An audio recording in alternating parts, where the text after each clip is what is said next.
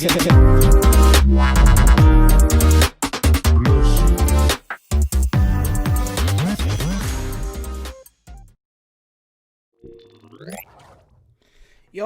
what's going on, guys? My name is Bass14 and welcome back to your boys channel. Today we are live and direct for Southampton versus Arsenal, this time in the Premier League, 2 times in the matter of I don't know how many days, but very soon indeed, back-to-back games against Southampton, the Saints, St. Mary's Stadium, away from home. Not going to be an easy game today, but yeah, today, lads, we are live.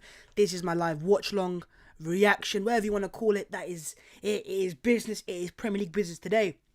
So lads, get down to your business, and that is to go down there, smash the like button, smash the subscribe button as well if you do enjoy the channel, and subscribe to the channel because we're on the road to 40,000 subscribers as well. So yeah, much appreciated. Get your thoughts in the live chat, get involved, ask some questions, let me know your thoughts on the lineups and on the game predictions wise. But yeah, let's get into the lineups itself. And yeah, listen, man, it is what it is, and it's injuries FC today in full effect, quite indeed. Right, Arsenal goalkeeper Bert Leno. We've got a back four of Bellerin, Holding, David Luiz, and Cedric Suarez at left back. No Kieran Tierney. Xhaka and Thomas Partey. In front of them, Bukayo Saka, Emile Smith-Rowe, and Nicola Pepe getting the starts. And in front of them, of course, is Alexandre Lacazette. Laka. No Pierre-Emerick Aubameyang, who of course is out with personal reasons, so let's respect that. And wish you the best, Pierre, and we're with you as a club, as a fan base, you know, as an Arsenal family. And then in terms of Kieran Tierney, he's out with an injury, not in the squad, and they did kind of confirm that before the game today. Some reports are saying that Tierney has picked up some sort of knock, and he had a late fitness test, which obviously didn't pass, and hence why he's not there today. And we have Cedric at left back today, and I'm not going to criticize Cedric because he's not a left back. He can play there and he can do all right there, but he's not a left back. He's not left-footed. He's a right-footed player. So it is what it is, man. There are actually quite a few, or at least one that I can think of in the league of players, fullbacks that play on the opposite side. Example being, I think, James Justin, I think, plays on the opposite side, from right and saying, or even Castagne as well. So it is possible, and you can get away with it. It is just down to the player and system. And one thing I will say, though, in terms of left back today, when you don't have that left back for Arsenal, we just miss out that left foot on the left hand side because you normally would have Aubameyang there or Martinelli. And in that game against Southampton, the last game, we had Martinelli and Cedric, both right footers, both obviously want to cut inside naturally. What you have today is Pepe and Saka. Now, wherever side Pepe plays on and Saka plays on, and I actually wouldn't mind Pepe playing on the left hand side, but they're both left footed, so we're gonna have that left footed width. We might lose out the right hand side. So what I'm thinking, what I would go for personally, about sort in the tactical mastermind that I am, I would go for Saka on the right hand side because he has that right footedness on him as well. He can go on his right foot and his left foot, whereas Pepe is out and out left footed. He's gonna cut inside all the time. So maybe just put Pepe on the left hand side. And in fact, in the game against Southampton, we moved Pepe to the left-hand side and Saka to the right-hand side, and it worked better. Saka is a far more complete player on that side because he has both feet. He can use his right foot, whereas Pepe has 0-star weak foot on down to FIFA. So, another key readmission, if you want to call it. Emile Smith-Rowe, ESR, is back in the team, back in the squad, back in the lineup, and he is going to play a pivotal part. And I kind of alluded to this in the game against Southampton, where I said, look, the rest of the team, the back four, the midfield two, the wingers, I didn't mind it that much. It was good enough to beat Southampton. It was those two in the middle, Nketiah and Willian, and he is not going to be in the team today, and fantastic for that. And what we've basically improved on is we've got Saka in, so he's obviously one of our best players this season. You've also got Smith-Rowe's creativity, a natural number 10 who wants to get in the ball, wants to make things happen, and ultimately increase the pace of our attack. So that's that there. Then you've got a better striker, and like I said, who can hold the ball better, who's a better finisher, and just won't get bullied like Eddie Nketiah did in the last game. So, and then obviously in the midfield, you've got the advantage now because you've got a man like Thomas Partey, the President's blood. Thomas Partey is the new President's blood of CEO. Forget Nicolas Pepe, it is Thomas Partey. And just the presence he gives Arsenal in midfield, the power, the pace, everything, and even in terms of progressive carries, getting that ball forwards and taking it forwards, striding with it and getting the ball forwards to the front three and front four. Partey is by far our best midfielder. And even the last game, when he came on, just look at the game change for Arsenal. More dominant on the ball, more balls into the final third, more sustained attacks, just by him being there, because that's how good of a player he is, and we have got a special midfielder on our hands there. So, in terms of my thoughts on the team, look, you can't do anything about left back unless you want to play Saka there, losing out one of your best attackers, so you can't really do that. Midfield wise, I know that he would have gone for that because, I think Arteta thinks that's his best midfielders, and Ceballos is injured right now as well, so you don't really want to play Mohamed El Neni. The back four, again, Bellerin, I understand that because Cedric's on the left hand side. Holding as well, I understand that, and Luiz has been decent in the league, but I'm still not his biggest fan on the ball, and then of course has to be a goalkeeper. So all in all, with the circumstances of our captain being out of personal reasons and KTFC, Tesco's finest, not being here with injury as well, what else could he have done? I don't know, man. Let's have a look at the bench for Arsenal. So you've got Matthew Ryan on the bench for Arsenal for the first time in the league. Gabriel Magalhaes, Callum Chambers, Mohamed El Neni, Ainsley Maitland-Niles, Joseph Willock, Gabriel Martinelli, Edward Nketiah, and Willian as well. So in terms of options that I am going to count on the bench, forget Willian, forget Nketiah, Martinelli, Willock, and maybe Maitland-Niles. Like, those are the 3 subs that I would make because I don't know, man. Willian just isn't someone that I like right now, and I don't want to scapegoat him, but he's making it difficult not to. But if you look at the Southampton team, right, they've gone for a strong lineup, and pretty much identical to an extent to what they played in the midweek game, the weekend game. But there are some key absentees because obviously you've got McCarthy coming in goal. You've got the back two of Stevens and Bednarek. Now the 2 fullbacks are Jan Valery and Jake Watkins, right? So they have 2 fullbacks that were causing Arsenal issues in the last game. Ryan Bertrand, I think he's suspended or injured, and Kyle Walker-Peters, so I think actually he's injured or something like that. So both fullbacks are out for Southampton, and that's going to play a massive part because they don't have the biggest squad, Southampton. They've got a good first 11 in terms of the qualities there, Premier League experiences there. But in terms of after that, as you can see, they're down to thin bones on that side. Midfield-wise, it's the same as last time. Walcott, Wally Walcott, as people would call him, James Ward-Prowse, Ibrahima Diallo was fantastic in that game. Stuart Armstrong, who is just a very good player. And their front two remains as Danny Ings and Shea Adams, which is going to cause Arsenal a lot of issues. And one thing I will say, though, lads, is in the last game, we had Gabriel Magalhaes partnering Holding, and Magalhaes is, to an extent, quick. He's quicker than Luiz by a mile and quicker than Holding. Now you've got 2 slow centre-backs, where Ings has got a decent amount of speed on him, and Shea Adams has a lot of speed on him. So the balls in behind will be tested today. Southampton will look to get that ball in behind, make the runs off the shoulders of the centre-back, and you've got Walcott as well. We saw how much issues it can cause Arsenal in the game at the Emirates this season, where Walcott got his goal running in behind off the shoulder. So we have to keep an eye on that, and Bellerin and Cedric have to keep an eye on the wingers as well, because they will make runs in behind. Armstrong will look to come inside, combine with the midfielders, and almost make a 4-3, because Walcott will play almost like a forward. So let's not beat away from the bush. These guys are going to play potentially a 4-3 in the attacking phase. So, but one thing I will say is on their bench, there are not many options. They have a few. Shane Long, one. Nathan Red's another one. You got Fraser Foster in goal. You're going to come on, obviously. You got Cal Ramsey, who's a defender. Don't know the rest of these guys. Will Ferry, Callum Watts, and Chuake. And I'm not going to pronounce his name. So, look, their bench is not the strongest. They don't have the biggest of squads. And with them having played this basically, look, Walcott started in the game on the weekend. So did Ings. So did Adams. So did Armstrong. So did Diallo. So did Ward-Prowse. I think Benrick started as well. I don't know if Steven started. Maybe he did as well. So, majority of their team started that game. So, they're going to be tired, especially going into the second half. And with the style of football they play, the intensity, the pressing, the running off the ball and on the ball, we could run these guys off the park in terms of just be tired. They can't keep going at that level. And we have to take advantage of that almost. Because if you look at Arsenal's changes, I know the back four, Luiz is coming into the team. Parr is coming in the team. Smith-Rowe's coming in the team. Lacazette's coming in the team. And Saka. That's 5 changes that Arsenal made. We've got half a new team, essentially. That is fresh, that is ready to, hopefully get the dub. Because we need the dub today. Make no mistake, my guys, The next 5 games for Arsenal will decide what we will get from the season. Because it has been such an awful first half. But with the way that other teams are moving, they're moving mad. We still have a chance to get something out of the season. And I'll show you what I mean. Let's go down to the league table. If it even shows us the league table. Okay, thank you very much. Don't want to show us Premier League table. Okay. Let's go over to it. So as it stands, United at the top. City a second. Let's not care about that. What we need to care about is who Liverpool down a 5th. Jeez, what's going on? Well, so look, as it stands, West Ham United are having a very underrated season, lads. They're 4th in the league. West Ham, and we're over the halfway part, by the way. Leicester are 3rd, and they're only 2 points off the top of the table. What is going on this year, man? I'll tell you what.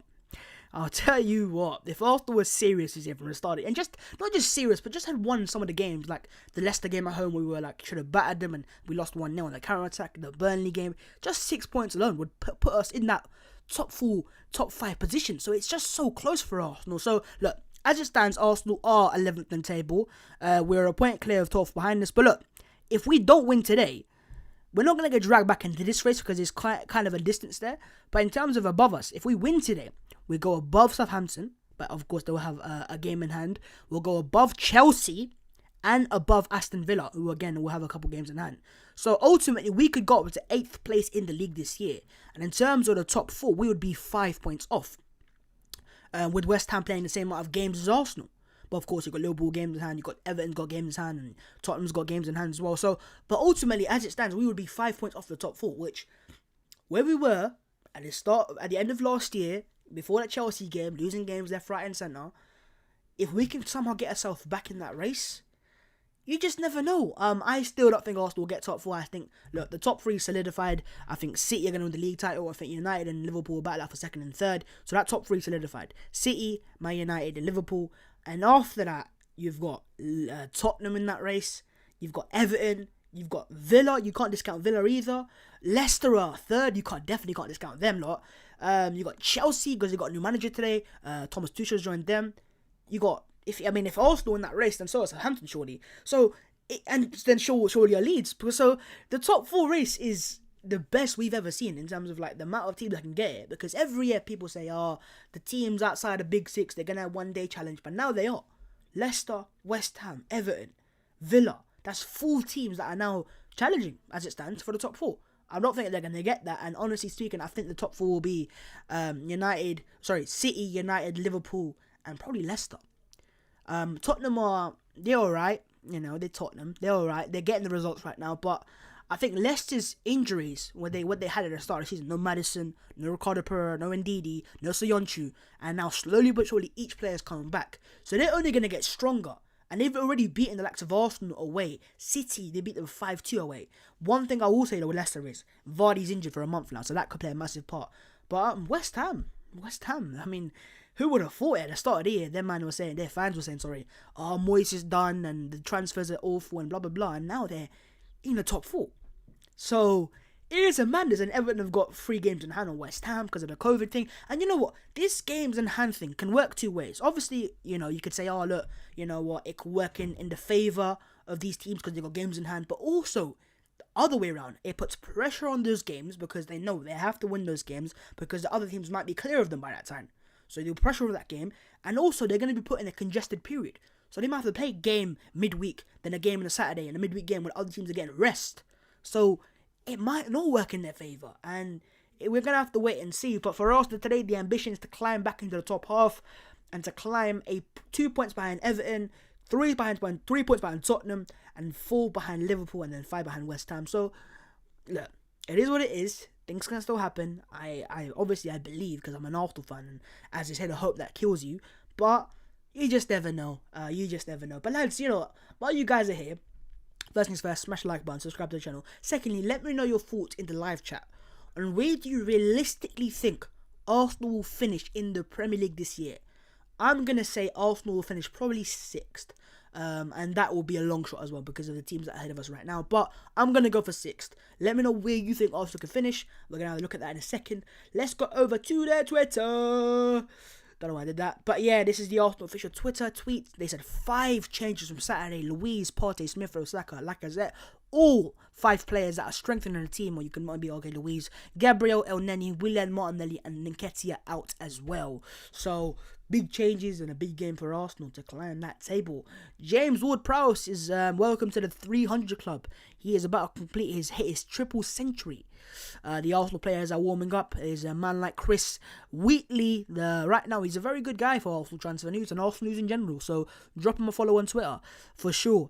Albino with a stat, only Manchester City have allowed fewer shots on target against them in the Premier League season than Arsenal. Now that is a positive. That is a positive. And I know you might be saying, "But Babs, what you on about? You know, this is a bad. You know what you mean? With defense is awful. We've still got Holding, but as it stands in the league table, goals conceded wise, let's have a look at it. Right, Premier League goals conceded. Let's have a look at the stats for the defenses. Right. So West Brom have conceded the most by a country mile, 43 goals. Arsenal, as it stands, Man City and Tottenham have got Man City with the best defence by a mile. You know, Diaz and Stones have been insane. Then you got Tottenham, Aston Villa and Arsenal. And there's only a couple of goals that separate us in terms of we could potentially be the second best defence in the league. And look, you can take it how you will. I personally think that's a positive. Because at least what I'm thinking from the manager's point of view, Mikel Arteta, is he's probably said to himself, right, what is Arsenal's weakness always been? It's defence. Every year, defence. Arsenal can't defend. They're uncoachable, as we were called, by Gary Neville, Socrates, Mustafi and David Luiz, right? But this year, he's kind of really built on that. He goes, let's just get clean sheets. And then the games that we have lost, it's been by the odd goal. 1-0, 2-1, and it could go either way, those games. So, you know, it's great. You know, it's not bad. I don't think that's bad. I think there's a positive with the defenders that we have, and I think Arsenal will maybe look to sign a centre back in the summer as well. But yeah, I think the third best defense in the fourth best defense in the league. It's not bad. It's an improvement. But there's still a false image there. There's still quite a few centre backs that I don't trust. But we have kept clean sheets. I mean, we only conceded 1 goal in our past 6 games or 5 games or something like that. That's good. I think we've kept the clean sheet in our last 4 Premier League games, which, if we keep a clean sheet today, I believe it will be the first time we've done that since 2006. Back then, Highbury still existed. We still played football there, and we were about to get to the Champions League final. The rest, I don't want to talk about. But, yeah, there you go. 4th best defence in the league, you know, in terms of goals conceded. I don't want to say best in the league because we're not. But, hey, positives are positives. We take it. We take it on the chin. Nathan Redmond's back in the squad and he'll play a massive part from off the bench for Southampton. Theo Walcott. There is a fullback shortage at St. Mary's with Ryan Bertrand, Kyle Walker-Peters and Kieran Tierney all absent. Okay, let's forget that. I don't really know. I don't really care. Man like Emil Smith-Rowe. Let's have a listen to what he says in a second. But let me see what the comments are saying. Right. So you man are saying in terms of positions end of the season, there's kind of some optimistic ones. 6th in the league, 6th, 7th, 5th. Says Jesus Christ official. Okay. 7th, 5th, 7th, 6th, 6th, 7th, 5th, 5th. Villa are games in hand. We aren't getting top 4, and I've said that already. 7th, 5th, 5th, 5th, 6th or 5th. So around about you man are saying 6th, 5th, 7th. You know, no one here, I've not seen a single guy say top 4. So we all have kind of agreed to that. And you man are saying gotta get Europa League first. So look, with the way we started the season, and the form, the losses, the horrific run we were on, to finish 6th, it's still not good enough in my opinion. But let's get on. Let's be honest on it right now. United have got a better team than us. City have got a better team than us. Liverpool obviously a better team. They won the title last season. Tottenham, I think they've got those 2 world-class players in Kane and Son. And we have good players, potentially world-class. I think Partey plays more, he'll be world-class for Arsenal. But we don't have that level of those 2 attackers right now. Aubameyang just hasn't fired this year. In terms of Chelsea, they spent so much money. And, now they've got Tuchel in. And I'm sure they're going to get the new manager bounce, as every club does. And they will be strong contenders for the top 4 now. And I think that's why they brought Tuchel in. He's given an 18-month contract to get them into the top 4. It's going to be a massive target. Imagine if we get top 4. If we do, it will be some very, very good scenes, man. And it could really get us somewhere for next season. So we've got a table here of City top, Liverpool 2nd, United 3rd, Leicester 4th, Villa 5th, Hammers, then the mighty Gunners. So you think Chelsea and Tottenham will be outside the top 6 or top 7? I don't know, man. That's a bit mad. When will Odegaard get confirmed? I'll talk about that in a second. A bit of transfers FC. Our triple captain Stones, fantastic. First says Hydro Blaze. Don't forget, Babs, Odegaard is going to be announced in the next few hours. Yes. Hour. Who said hour? Score predictions from Danzino. I'm gonna say Arsenal. It won't be easy. But you know what? I say that. I say it won't be easy, and we're getting closer to the kickoff, by the way. But in the last game, Southampton didn't show me this team that they showed me the Emirates. They were playing great football at the Emirates, fluent passing, progressive football, attacking football. Whereas at St Mary's, let's get it straight, their goal came from an on goal from Gabriel, which is very unlucky. And apart from that, they had a few little chances, but that was about it. Now both teams could have had a penalty. Potentially Arsenal's was a bigger shout. We had a couple of chances. We had some big chances with Pepe created for Nketiah. He missed them. Overall, and Martinelli in the first half missed a big chance as well. So, yes, you have to respect Southampton. They've got a good team. They've got a good manager as well, who they've backed and trusted. And fantastic to see that as well. But I think we showed in that game, at least, once Partey came off the bench and Lacazette and Saka, that we can hurt this team. And we were making chances. And now that we've got my man here, man like ESR back in the team, then I think he'll play a massive part. So, I'm going to say Arsenal 2, Southampton 0. Oh, am I going to go for that? Either 1-0 Arsenal or 2-0 Arsenal. It's like 2-0, but not confident 2-0. It'll be like the first goal decides the game. We've seen from Arsenal this season where we concede the first goal, we can't get back into the game. Whereas if we score that first goal, we normally win. In fact, the only game we've lost or not picked up a win from a winning position is that game against Liverpool at Anfield. So, listen, man, I think that first goal is pivotal. And Arsenal, can you get that first goal today? You've got the pace out wide of Pepe and Saka. You've got the number 10 in Smith-Rowe. You've got Lacazette in the middle. Partey behind him as well. We should get that first goal today. And if we get that first goal, I'm going to say 2-0 Arsenal. If we don't, it might be a late 1-0 smash and grab. But Arsenal need to get the win. I think you have to respect Southampton. But we've kept some clean sheets recently. And so, I don't know, man. I'm going to go 2-0 Arsenal. We're going to say it with our chest. 2-0 to the Arsenal. Okay. What are you, man, saying, though? We need a Bruno Fernandes, man. Well, there ain't that many Bruno Fernandes available, my guy. So, unfortunately, can't get that, can you? I don't see us not getting Europa. I agree with that as well, to be honest. If we beat Man U, then we actually have a chance of getting top 4. And that's a very key point there. Very key point. Because if we look into... Right, let's go back into the Premier League table. Let's close that. And let's have a look at... We've always talked about this many times. And every stream we do this. Right, fixtures. And we've always said it. And everyone's agreed with it. The next 5-6 games are insanely pivotal for Arsenal. Now, we had that very good run from the Chelsea game, but before that, it was horrific. Let's not look at that again. So we had that very good run, those 6 games where we, got a draw here, but won 5 of the games, lost to Southampton. Now can Arsenal show, that level of we can bounce back and some character? Because, make no mistake, we could easily go through that same run again of the losing games and not winning games. And if we go through that again, I'm sure even more Arsenal fans will jump on their back on Mikel Arteta, because we've gone through it before. We can't go through it again. If Arsenal want to get anywhere this season, we can't go on that similar type of run again. Now, let's be honest. The next 2 games, forget the next 5, just the next 2 alone. Southampton away, United at home. If Arsenal can get 6 points, and this is massive, but if you can get 6 points out of 6 in those games, then you could kind of say, okay, maybe Arsenal are contenders for the top 4, whatever you want to say. If we get 3 points or get 0 points, then forget about it. It's not going to happen. And then after that, it doesn't get easy. You've got Wolves away, which I know they're not in the best of form, but still, it's not an easy game. Villa away, as I said, they're top 4 rivals right now. So if we are top 4 contenders, so that's not going to be easy. And they're in good form. They battered us. Battered us 3-0. Shameless 3-0 last time. Nightmares for that game. Leeds United away. I know they're not good at home, sorry. Again, they're not in the best of form right now, but, Leeds just choose when to turn up and when not to turn up. And then you've got Benfica in the Europa League last 32. And we've got a difficult tie.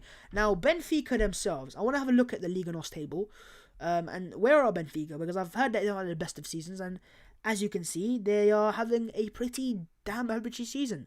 They drew yesterday, lost against Braga, drew against Porto, beat, don't know who that is, beat these teams there, drew. They've not had the best seasons. Let's have a look at the table. No, this is the Europa League. I want to have a look at the table for Liga NOS. Liga NOS. Not nose. I say Liga NOS. Liga NOS.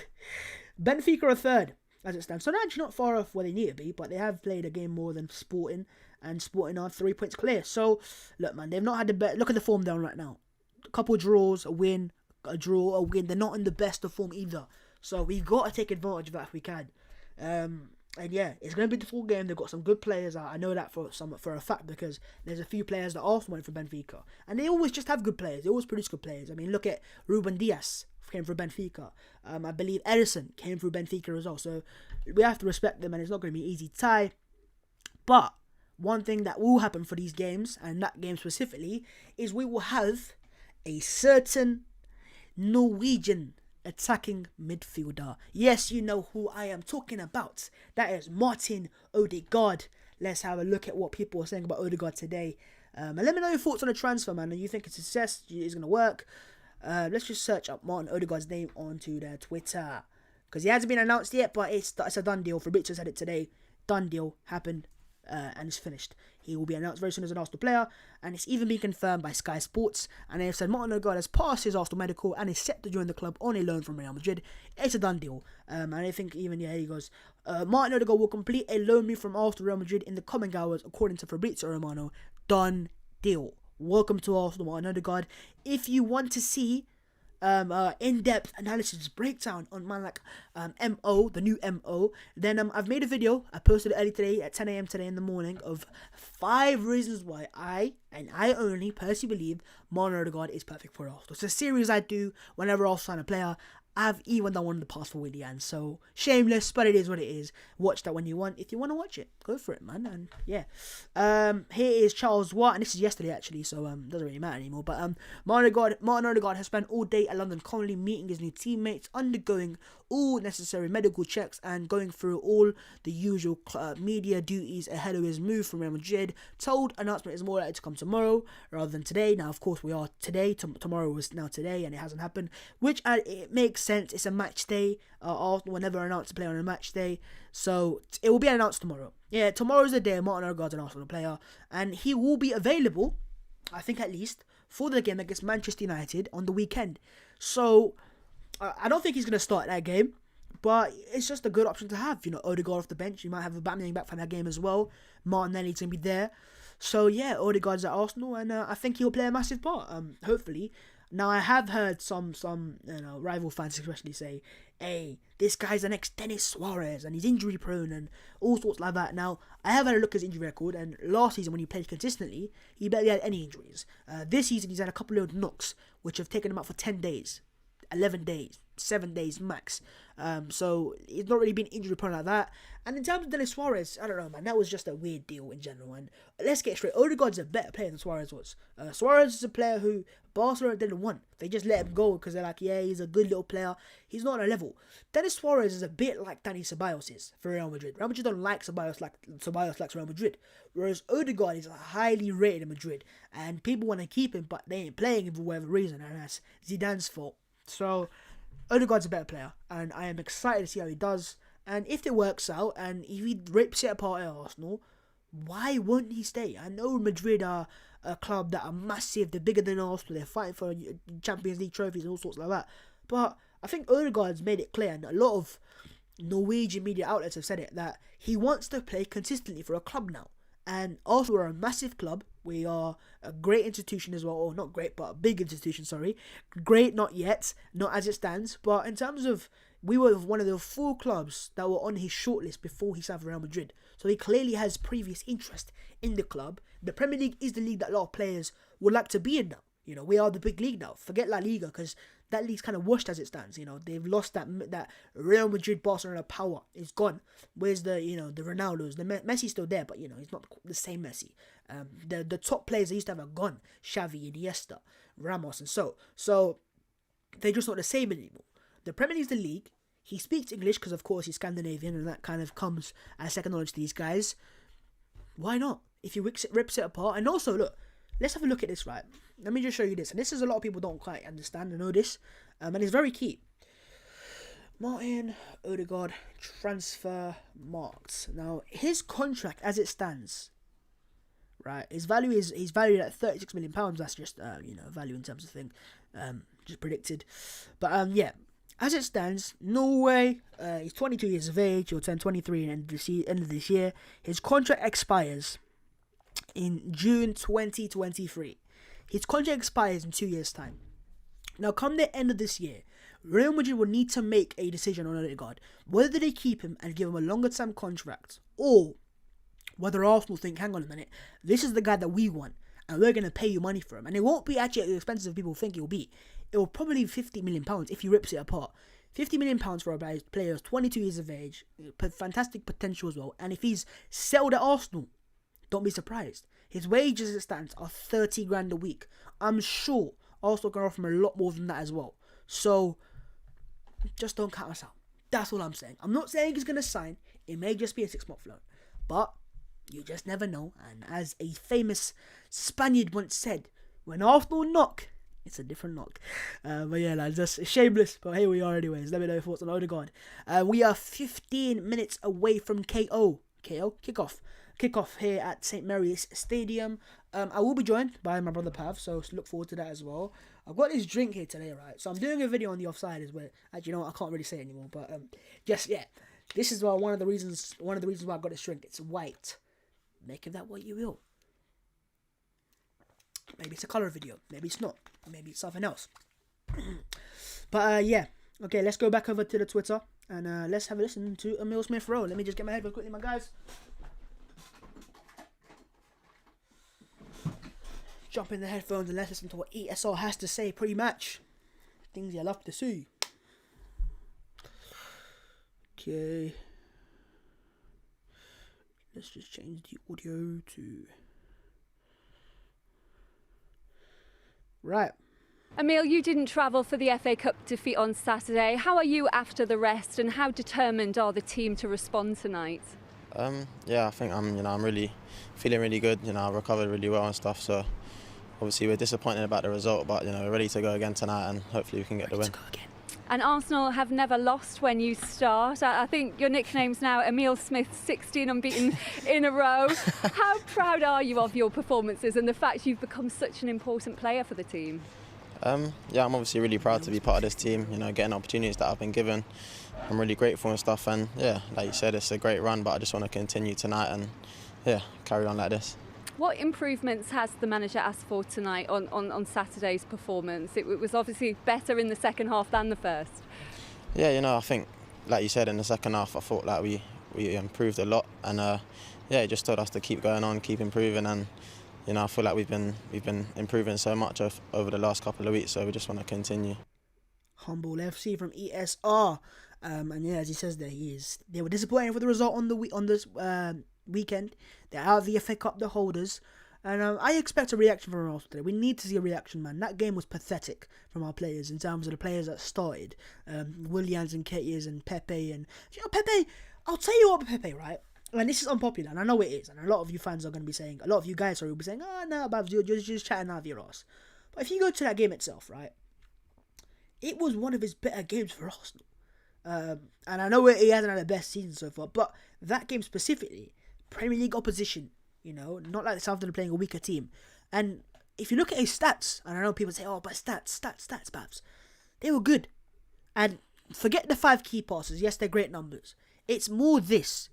Big chances created. He had 1 big chance created. It was arguably 2, but it was given on offside. So 1 big chance created. Now, if that chance gets taken, Arsenal get the goal, he gets an assist. Do people slander him? Do they go, oh, Pepe he was awful? No. Pepe wasn't the best. He wasn't outstanding. But he most certainly wasn't the worst on the pitch. And I myself made a mistake by putting him in the same category as Willian and Nketiah. And then, in today's game, as it always is, it's a massive game for Nicola Pepe. Is he going to turn up? Is he not? And all sorts like that. But yeah, man. Right, let's have a look at the momentum chart from that game. And as it shows here, Southampton started the better team. And I expected that because our midfield is that bad. El Neni just isn't the same, we know, as Partey. Partey will just give us a different level. And notice, Partey came on around the 50th minute and look at the change. Instantly, they came out of the second half, they were dominating Southampton. And Partey came on, changed the game. We had chances, we dominated possession, and we're the better side in the second half. Simple as. We had more shots to go as well. So we had better chances to score the goal. So that's why Partey starting today from the get-go is going to play a massive part because he is our best midfielder. And as much as I am wary of Southampton, I'm also, I hope Arsenal can get the win today and, secure the dub, my people. What's our record against Hasenhüttl? So our record as it stands is head-to-head, Southampton 6, 4 draws, Arsenal 7, and it's 1-1-1. So obviously Arteta beat Hasenhüttl last year at the St. Mary's, and he lost at the St Mary's as well in the FA Cup and drew at the Emirates. So, yeah, I guess it's an all even match as it stands. Are you mad?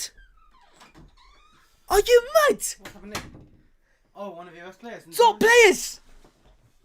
Yeah. Okay, look, forget what I said with Pepe. Stats are a joke. They're a false image. They're a false image. They're a false... Bro. Who's saying? Good. We're here.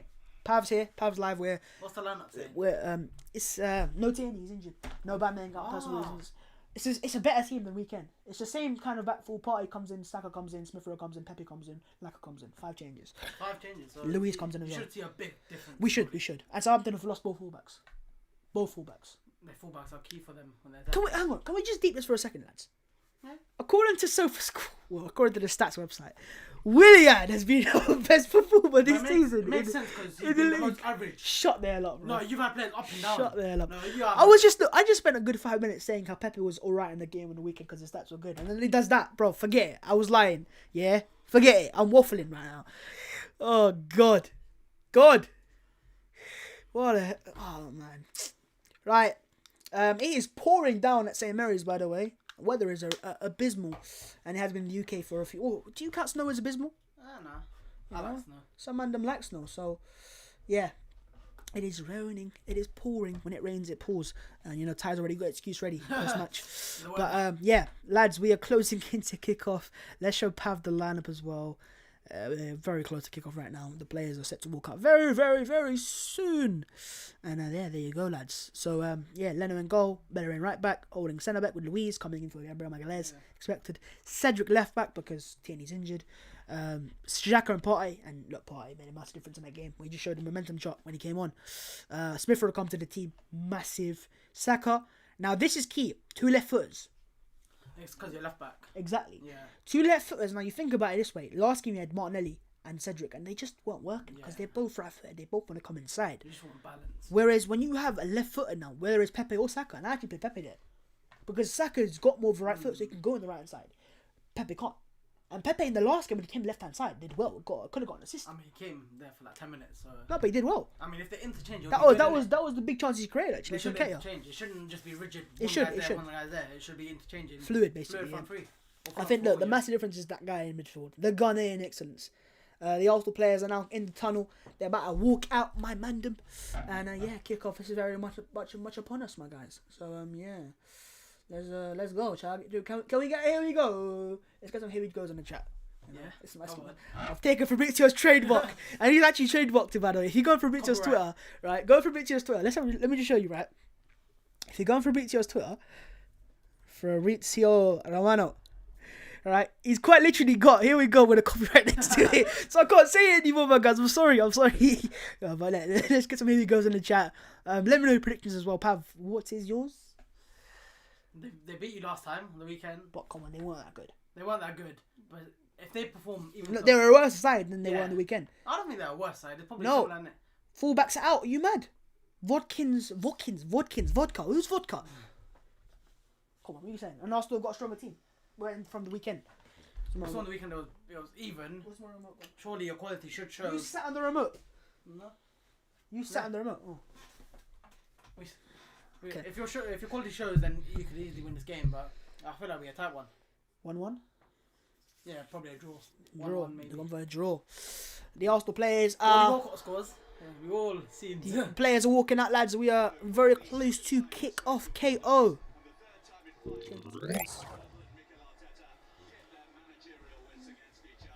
1-1-1. 1 draw, 1 win Arteta, 1 win Hasenhuttl. Yeah? So it's equal. I'd expect a 1-1. Here we go. Let's get to 200 likes. Yes, lads, smash the like button. Right now, we, as it stands, are on 106 likes. So, look, you man can do better than that. I know you man can do better than that for a fact. So, smash that like button. Much appreciation, my guys. Willian, man, he should be out of the squad. Can you talk louder? I can't hear the match. I can't hear that much. Oh. Okay, look, we're louder now. I'm sorry, I've been whispering. Pav sat there, but he didn't see it there. I just thought he sat there. I know we put it there, that's why. Here we go, lads. Tierney's injured, you're saying? Yeah, but it's a knock. so he didn't pass the late fitness test. But was he injured on the weekend? No, he dressed. Sure, just played him, innit? It's like... Yeah, I know, but look, if you're damned if you do, you're damned if you don't. If you win that game and Because you lose, can get injuries in training. It's like, he's probably got that injury in training now. It's just like... hey, this is nice, Pav. Is it? Yeah, it's actually nice. I got it in my meal deal, and it's like Tesco's meal deal, by the way. Get in memory of Kieran T. He ain't died, mate. That Photoshop of Partey is abysmal. His haircut's not that anymore. Pepe. Season starts today, as they always say. Callum Chambers on the bench. Chambers on the bench, I've yeah. not seen him in a while. Mustafi's not on the bench. He's on. Mustafi's gone. Oh, he's set to go. In the summer, probably. No, now. He hasn't played. He's not been involved in the matches squad since the Boxing Day. Or since the Man City game, sorry. Man City. So, since 25th, Yeah. 24th, I think, or whatever it was. So, yeah. Can you shout out my name? Khalid. I always have to be weird with shouting that name, sorry. Khalid. I'll just say Khalid. Shout out to Khalid. Shout out to XD Salah 19. Okay, so I shouted you. Arteta. Shout out to Wooly Walcott as well. So yeah, what I was gonna say is, fuck. What's going on? I forgot what I was gonna say, just split my head because there. Arteta better than Lampard. The thing. He lasted longer. Ole, congratulations, we lasted longer. No, but if you put Ole in that job, you put Arteta on the job, they're both gone because of the runs of form we've had. We know with Chelsea, they sack managers for fun.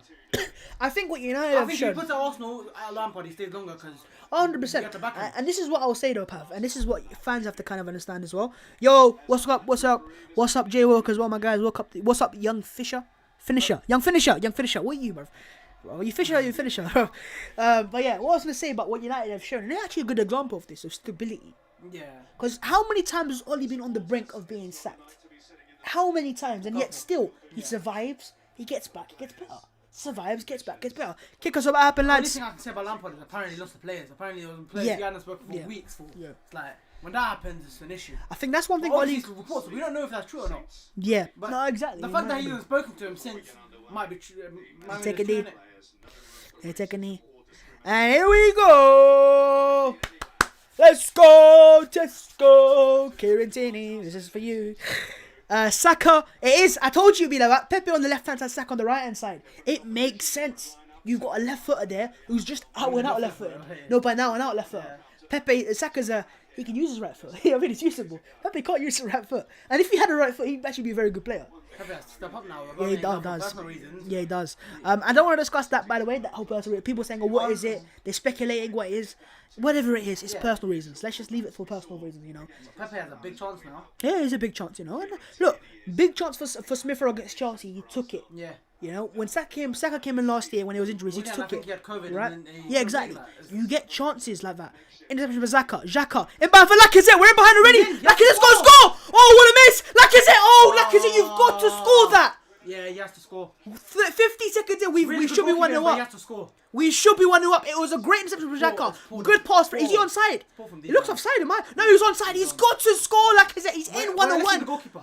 He's come off the line quickly, but he's just He has to look up. That's if just he looks up, he chips him. If he looks up, that chance is the massive chance there and there, man. Take a 1-0 lead. This game's won by Arsenal straight away. No, he did look up. He looked up. And then he still didn't chip him. Keep anticipating it. Oh, he tried to put it through his legs. You just got to chip it, Lacazette. Just got to chip it, man. If Nketiah misses that way on his back, same with Lacazette, man. You're a Premier League proven striker. You know, if you're world class, whatever you were, you got to score that Arsenal corner, by the way. Good start though.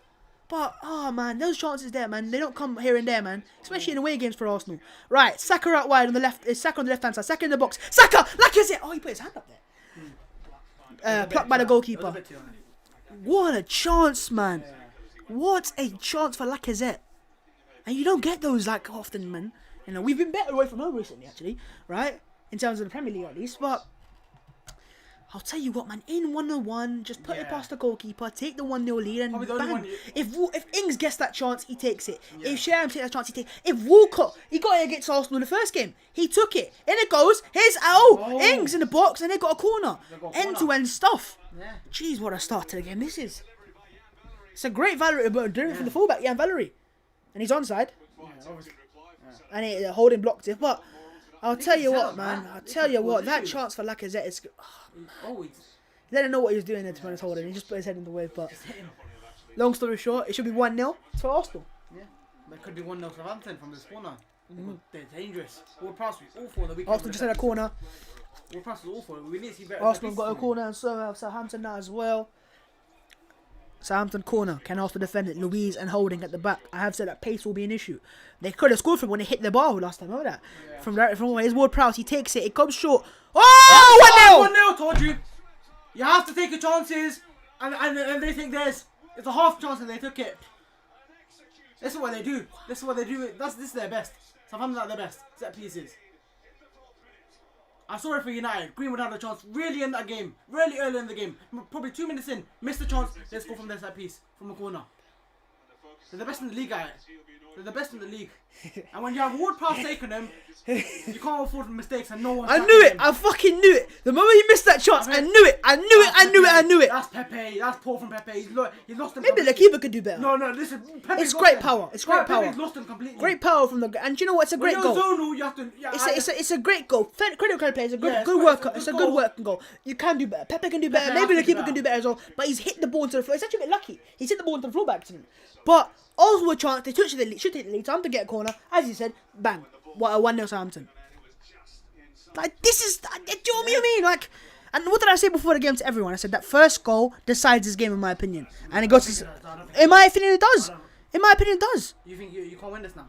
I don't think we can. I think the Southampton when they score, unless if they sit off, you'll hit them because they play a suicidal high line when they go for it. But I don't know if they go for it against you. They might be scared of like. Ultimately, what I'm saying to you, Pav, why I said that is we don't come back from 1-0 down. We just don't. We've come back once for a draw against Southampton, and that was about it. Every game we've gone 1-0 down, and we haven't got back. That was you at your worst, and if that gives you any confidence, you'll be like, yeah, we can't. I'll tell you what, though, you are right in that. This is the first game that we have Smith Rowe and Saka and so on playing. So let's see if it makes a difference. And we were good from the first minute. We had a great chance. Like I said, should take that. Should be 1-0 Arsenal. Yeah. But just like that, man. Look, the one thing it is so early. Here's Saka into the box. Saka, good chance. Oh, good defending. And maybe you're right. Maybe this is the game. And you know what? If Arsenal can just end that omen that we have. Team, yeah, you could do it. Southampton. Yeah, if Arsenal. Yeah, you know how it is to go 1-0 down, anyways. 2-0 down to them. Exactly against Southampton. So look, the game's not over. And that could be the goal there. It's a great ball from Saka, and it's great defending because Lacazette's there. Lacazette's literally there. It's good defending. Oof. That's very good defending. Arsenal corner now. Can we get a corner goal? Come on, let's go for it, man. I don't know, man. There's something about Arsenal right now. You have to get your men. And no, of course. It was sleepy from Arsenal. Pepe is definitely at fault for that. Corner going to come in for Arsenal. It's a great ball from Saka towards Holding. He just heads it really awkwardly. We don't score corners like that. We haven't scored a single corner in the season, I think. Or maybe one. I don't know. You scored one, but it was like short. I remember Gabriel Willian put in. Is that your only goal with that?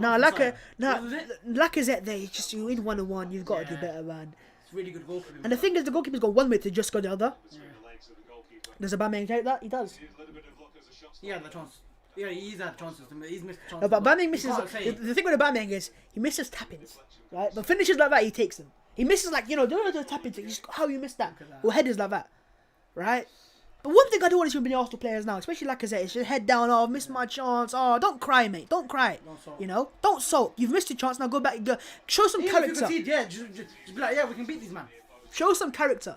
Southampton, they got the goal for it, and it was a great goal from Armstrong. And I've said this, guys, he's one of the most underrated players in the Premier League. One of the most. I'll tell you that for a fact, from my opinion. The way he plays, he comes in the midfield. He does everywhere. He does everything. Leno, Southampton press, and they're a good pressing side, by the way. So you can't give the balls away here. But here go Arsenal, still trying it. Saka kept it on. Okay, here we can go. Look at Pepe in the space he's got. Oh, look at Smith Rowe. Yes, give it to him. Release it, Saka, man. Release it. Look for like Bellerin. Go! Bellerin, go! He's done alright. Oh, Bellerin. Nah, that's okay, good. Smith Rowe. Switch it. Xhaka. Nicolas Pepe on the left-hand side. Combining with Cedric. Trying to combine with Cedric. Failing to combine with Cedric. Pepe again. One back with Cedric. Pepe on the ball. Pepe crosses it in. Poor delivery. That's the thing about him. It's getting to that stage with Pepe. I don't want to say it, right? But I know how the Arsenal fans work. Yeah. It will become toxic. It will. It just will. Because if you're that wasteful, you can show your moments, but moments are moments only, innit? It's not a whole game where he's doing it. It's weird, man, because we're 1-0 down, but we've played football. We've been good on the attack. And I think that is a positive sign that we are, making chances. And Pepe could be in here. It's Pepe. Pepe's got to score! Nicola Pepe! The moment FC! The season starts today! The season starts today! Oh, this is football. This is football, my guys. This is football. This is football. It's 1-1. What a start. What a start to the game, eh? Yeah. 1-0. Two goals. Should have been 3 goals in this game, man. We could have fooled Nicola Pepe. The season starts today. Oh, man. That's beautiful. That's 2 mistakes, though. Where's my phone gone, mate? The season starts today. 1-1.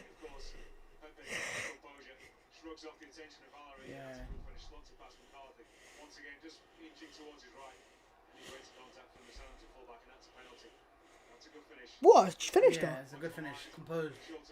Composed. The season starts today. And none of that celebration mean anything. Because it looked like he went to the camera and did this, like, Yeah. or something like that. No, I'm not going to hear what you're saying. Fair enough. That's what I agree with it as well, didn't he? Yeah, he's a shout out to the haters. Shout out to the haters. Haters FC 1-1. What a game so far, mate. I'll tell you what. It's a fantastic start from Arsenal. If anything, Southampton haven't been. They've got the goal, fair enough. But they did give you that goal right now. They lost the ball and then They lost the ball, but what Arsenal did there with Pepe is just... high. You penned them in, but That was almost the 3rd chance again for Arsenal in the first 9 minutes. And look, this is what Arsenal do have now with Smith Rowe on the team, is we'll make chances. We'll make chances. And the issue with Arsenal was in the past, 1-0 down, how do you make the chances? Who makes the chances? You know, and what was the stat, Pav? What? That since, or at least it was for the Newcastle game in the Premier League. Shea Adams. Shea Adams, though, you have to be careful. Good defender, Bellerin. Yeah, he was trying to Clear by Xhaka. Yeah, of course, man. You know exactly how it works in Southampton. But one thing I was going to say, though, is, Pav, is Smith Rowe, I think, has created the 2nd most chances after Bruno Fernandes is coming into the team Yeah. in the Premier League. So, and he's going to have to fight for the position now, isn't it? Even though it's a bit of a thing. It's a good thing, I think. Pepe intercepts it. Again, they've lost the ball. Pepe intercepts it. Pepe it goes. Pepe combining with Lacazette. Good interception from Benrick. He's a good centre-back. Oh, Xhaka gets in there. Xhaka wins the ball back. Xhaka on the ball. Xhaka looking to reduce Pepe. And what I like from Xhaka there is he released the ball. Sometimes he just plays stupid passes. Like, he doesn't play those passes. Spaces behind it. There's a lot of space in behind. Bellerin looks for the far post for Pepe. It's a really poor delivery. But Arsenal get a corner. Bellerin's deliveries have never been convincing. Like, he just can't strike a ball. It's very weird. Exactly. It's very weird. Like, as a professional footballer who just can't strike a ball. I mean, that movement, there's no help at all, though. He pointed to the thing, but then he's like, what's the ball? Like, what am I meant to do What type with of that? ball does he put there? Yeah. The strikers are peeling off. Yeah, I hear that. If you're Alright, Arsenal corner. Can we get a 2-1 here at 10 minutes in? I tell you what, when they were down in the first 3 minutes, good character from Arsenal. But secondly, it's just, forget that goal for a second. We've been the better team. Yeah. We've been far, and on the ball, we've just looked very good. And in fact, if it wasn't for that goal, we'd be like, oh, this is a good start for Arsenal. Right, Arsenal corner.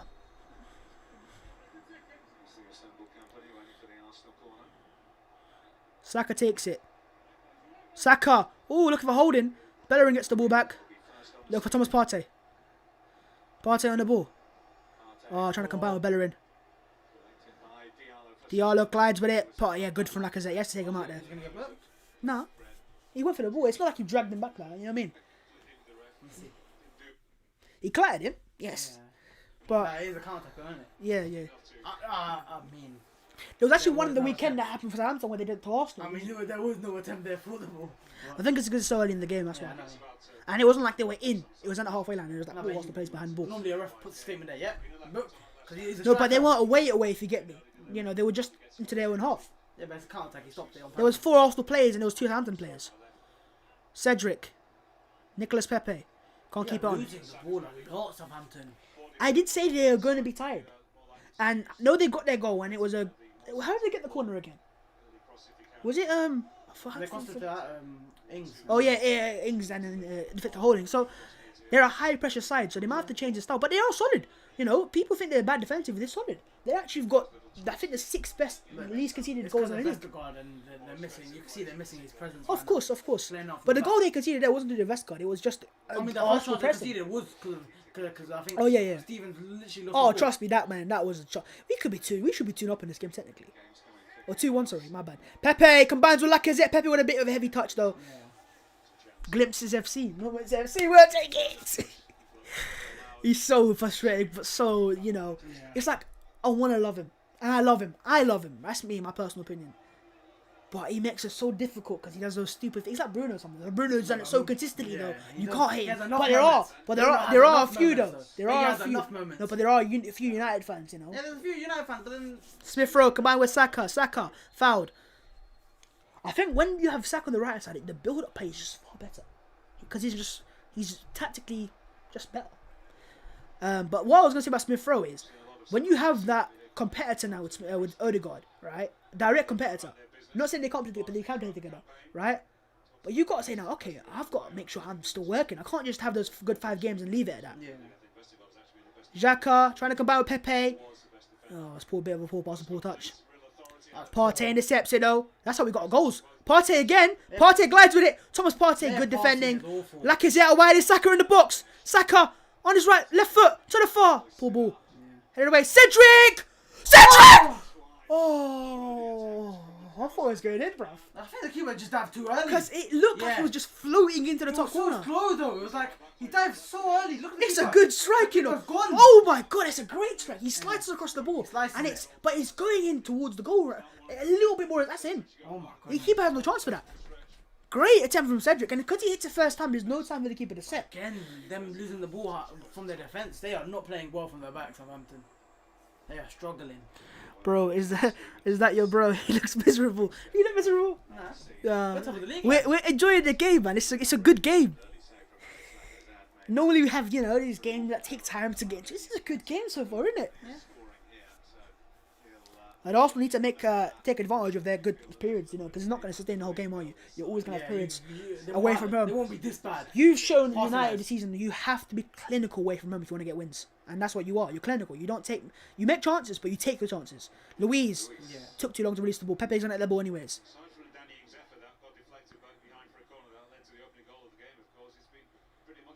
Yeah, it's been one-way traffic, man. And we're playing good football. I have to say, like, progression-wise. In behind for Luis, looking for Pepe. Oh, he was there, you know.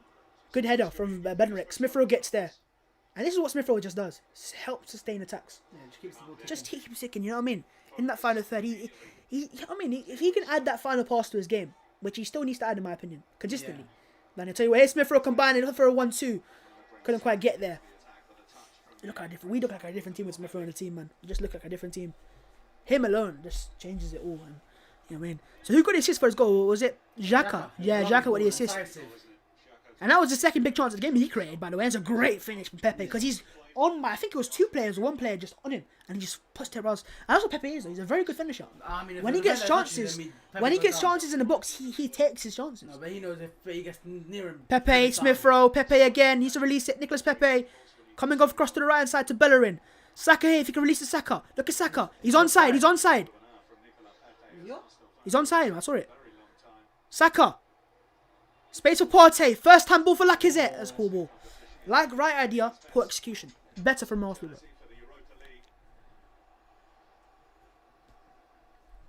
Playing well.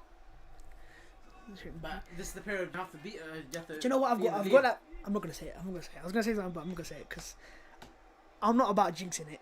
When you have periods like this in the second half, normally start the second half. Yeah, what's the key there, Pav? Yeah, but I'm saying start from the get go. Yeah, no, I'm saying. And when Arsenal learns from the get go, what normally happens? You have to score. That's what I'm saying. No, 100%. You don't score. But with Southampton, they are going to be really tired, man. Look at them. They're losing. I mean, they get away with it there. Yeah, they got away with Walcott. it. Walcott on the ball. Releases it to Ward-Prowse. And now they're going to have to get in the ball. We saw them versus you, and they weren't losing the ball. That goal they scored, though, it's a very difficult goal to execute, though. That first time volley, you know. And the way he hit the ball, he hits it into the ground, so it's not really what he means to do. So it's a good execution. He gets away with it to an extent, but, you know, it was 1-0.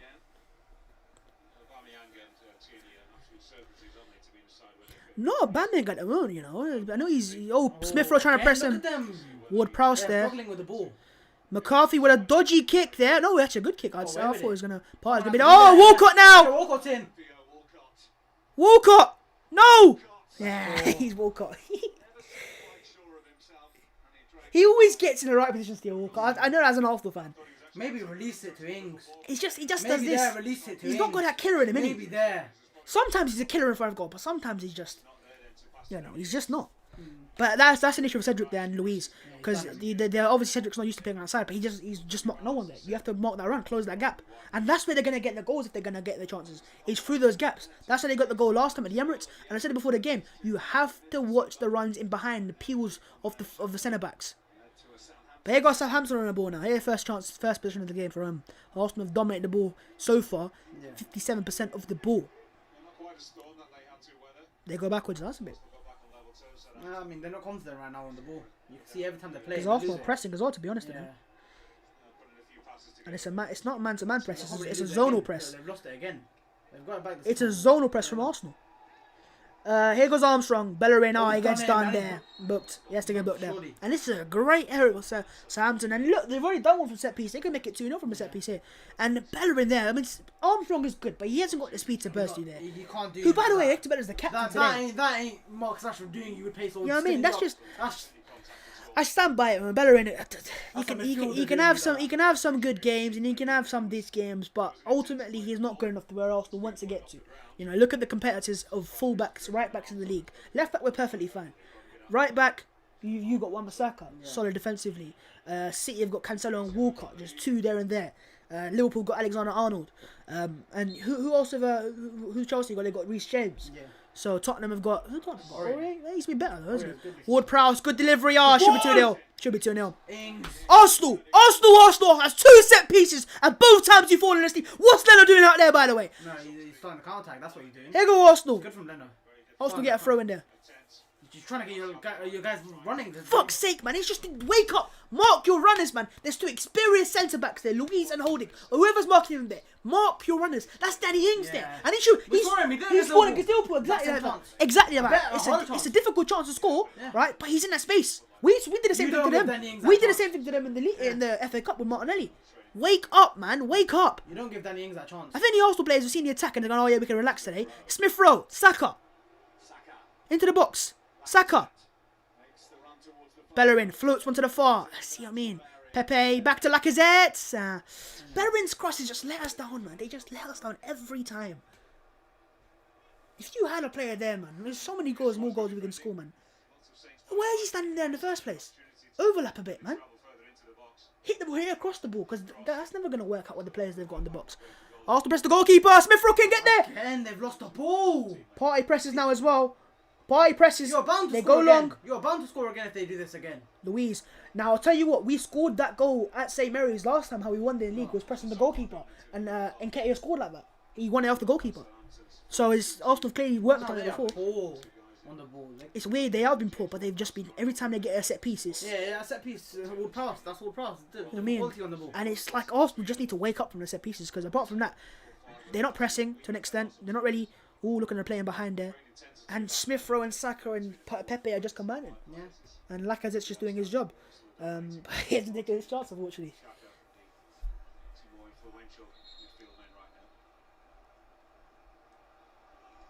Right, Bellerin throwing. Looks for Lacazette. Bellerin to Lacazette. He took a throw, by the way. Oh my god. No, I'm joking. Partey. Back to the goalkeeper, Leno. Here's David Luiz. David. Can't really use the left hand side, can you anymore like that? But I like that Smith Rowe's come across now. Normally to the right hand side, but he's come across there, you know what I mean? And there have been some speculation that Arsenal could, in certain games, and it's very adventurous, but go for the 2-8s. Because now, ball in behind here, and Saka's in, he's onside. Bukayo Saka. It's out wide though, quite a bit. Oh, what's going on now? Yeah. Here's Bellerin. Yeah, no one near him. It's Partey. Holding. Louise. Xhaka. Good ball. Pepe. Smith Rowe. Cedric. Smith Rowe.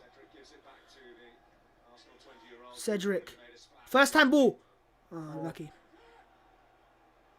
Trying to catch him out on it. Yeah. Here's Diallo. He's a good player, Diallo is.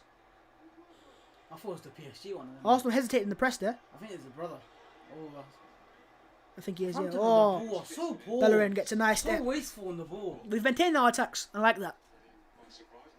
And it's the midfield, man. It's Partey. Him just being there, I think it's Southampton are just a bit wary there. Like, you can't really... Cedric was for a ball behind. Smith Rowe here. Can he get there? Oh, ball just get These away men from them. are being Press the wasteful. goalkeeper. The goalkeeper, And the he centre-back. just bangs it log. Yeah, you're right, man. And they don't have the fullbacks they can pass to normally, you know what I mean?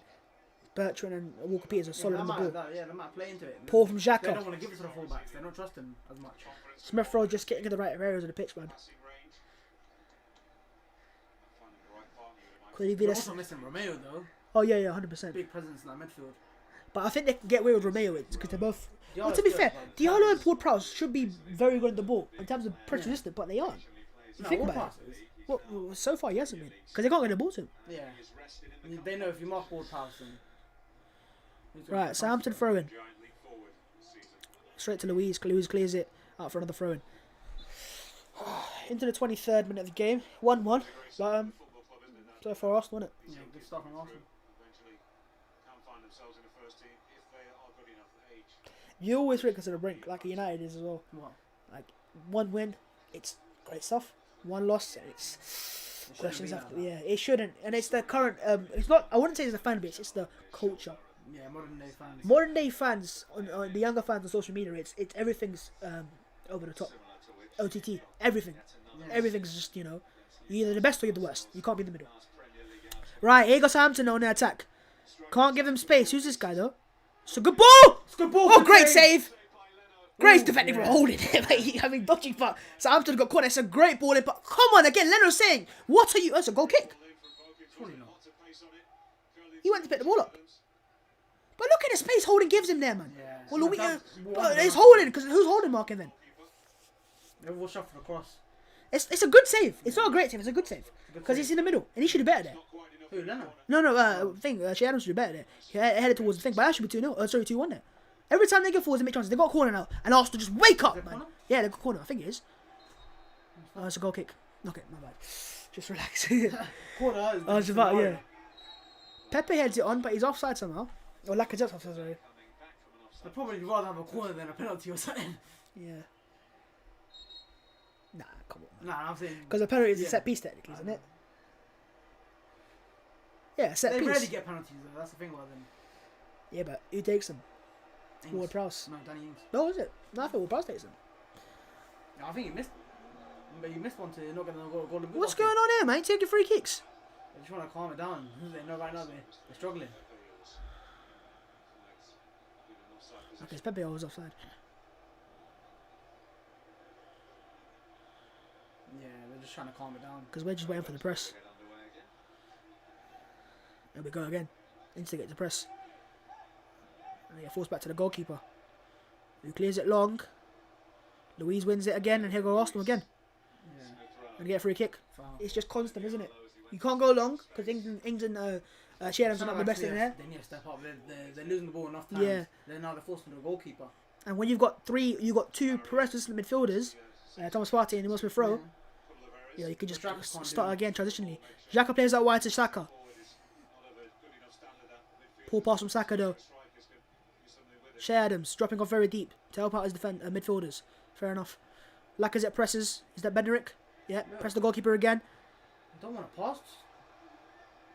Now here's Davis. What's his name? Stevens. Jack Stevens. My Yeah, bad. Jack Stevens. Southampton are now they dropped into a back three now, just to get the ball out of the back. Ward Prowse now they progress it nice. Walcott. Cedric Now they're going presses. back again. It's a good press from Arsenal. Very good press. Cedric wins it back here. Now Valerie's got it. Ooh, unlucky. Just about. Good pressure. I can sense the way it's going right now. You need that second goal, man. You need it. And you can see it happening as well.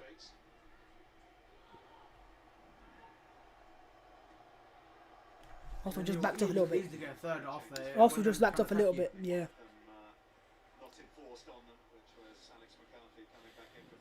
We're just waiting for that press. And You're waiting for them to. they're going to go long again. I can sense it. They're going to go. And that's what you have to be careful with Arsenal. Because now there goes Southampton. They've done us there. Here's Valerie, Walcott good or ball, Valerie. Valerie can shoot. No. I remember he scored a banger against us. A free kick. Yeah. Or was it a volley? That was Cedric who scored a free kick against you. No, it wasn't a free kick. I think it was just a banger. Volley. But that's the issue with the press. We've all pressed up there. And what happened there is the centre backs in the press for Arsenal. The ball went over the top. And They these play good football. They go. No. Their strikers are allowed to drop off deeper. And Holding kind of committed, but didn't commit the whole way. That's where the midfielders have to try to take him out. Arsenal. I think so. Yeah. If a striker No, comes into that midfield area, we've pressed. Look, we've completely pressed the midfielders in. They just picked the ball over the top, which is how you beat a press. yeah. And Shadams Shadams just dropped off deeper in the number 10 role, and that's what they're gonna do. Their two strikers will do that, and it'll be Shadams most of the time. Now Arsenal got to lose the ball. Stupid. I think that kind of gave them a The way bit. they're on the ball, you're like, here, take it, lose it. I think that was a bit of a. But see what I mean? They've pressed right at the midfield, so there's not really much you can do if they drop off deeper. They've just pressed the midfielders, and it's zonal. It's not man to man.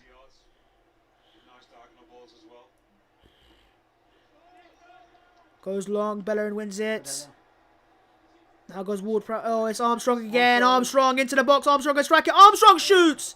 And wide. Southampton are getting into this game now. Yeah. I think Arsenal's pressure is just relieved because they're either getting tired or just getting a bit scared because Southampton are beating them.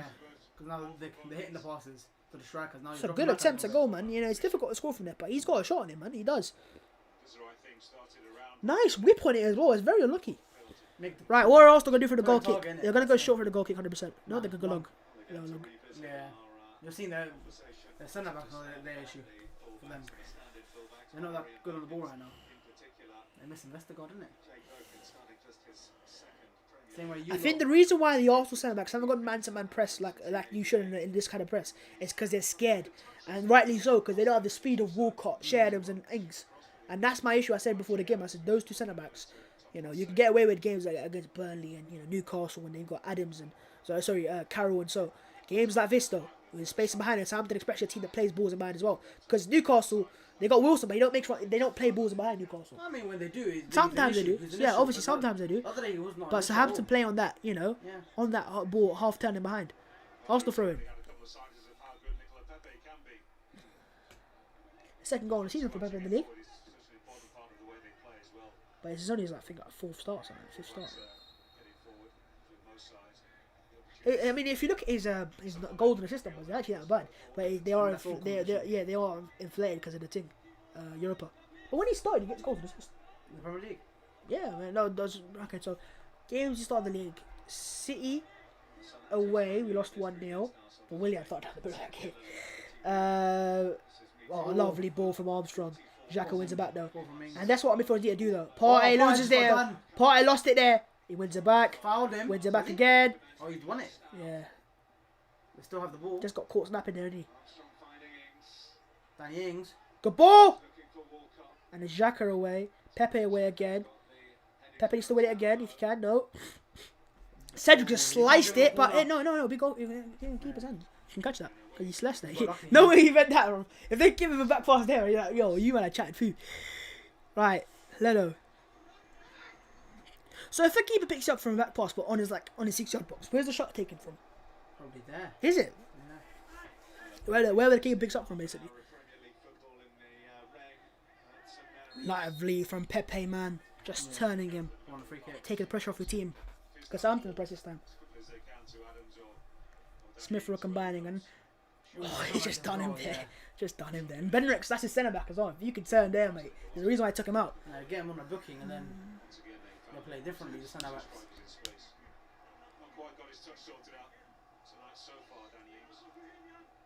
Pepe trying to combine. Just trying to nutmeg him. Yeah. Arsenal. Yeah, exactly. That's his issue, innit? Ooh, long goal kick again. They're going to go for Ings. Who somehow wins it. Louise. It was Adams. Oh my god, he's done well there. He's done very well there. But Arsenal get a free kick. They are just too battering rams up front sometimes. Him, Adams, championship striker from Birmingham City. And he just makes something out of nothing. He's a bit like Jamie Vardy in that aspect. Just a nuisance. Partey, lovely ball to Cedric. Cedric to Pepe. Drag the centre back out. Pepe. But he's doubled up on now. Didn't release it in time. But they had no options, to be honest. Cedric's one. What's he done there? He done a bro kick in the air. And he's giving away throw though. He just smacked in the air like, yo, let me just keep this in the air for now. But Pepe does that too often to himself, where he just goes isolated 2v2 or 2v1, you know. He has the quality to beat them. No, he does, but it's not. You have to make your decision making better. They can improve that in his game, and you got a good player there, man. Convinced. Arsenal pressed high again. Shadams again making something out of nothing. He's gonna press Holding wins it. Lacazette flicks it on. Our attackers just died down a little bit. Was Southampton pressing a bit more? But they have to. You expect them to get back in the game. Yeah. The reason they're what? Arsenal throwing high up the pitch. Yeah. They're 10th actually, just above Arsenal.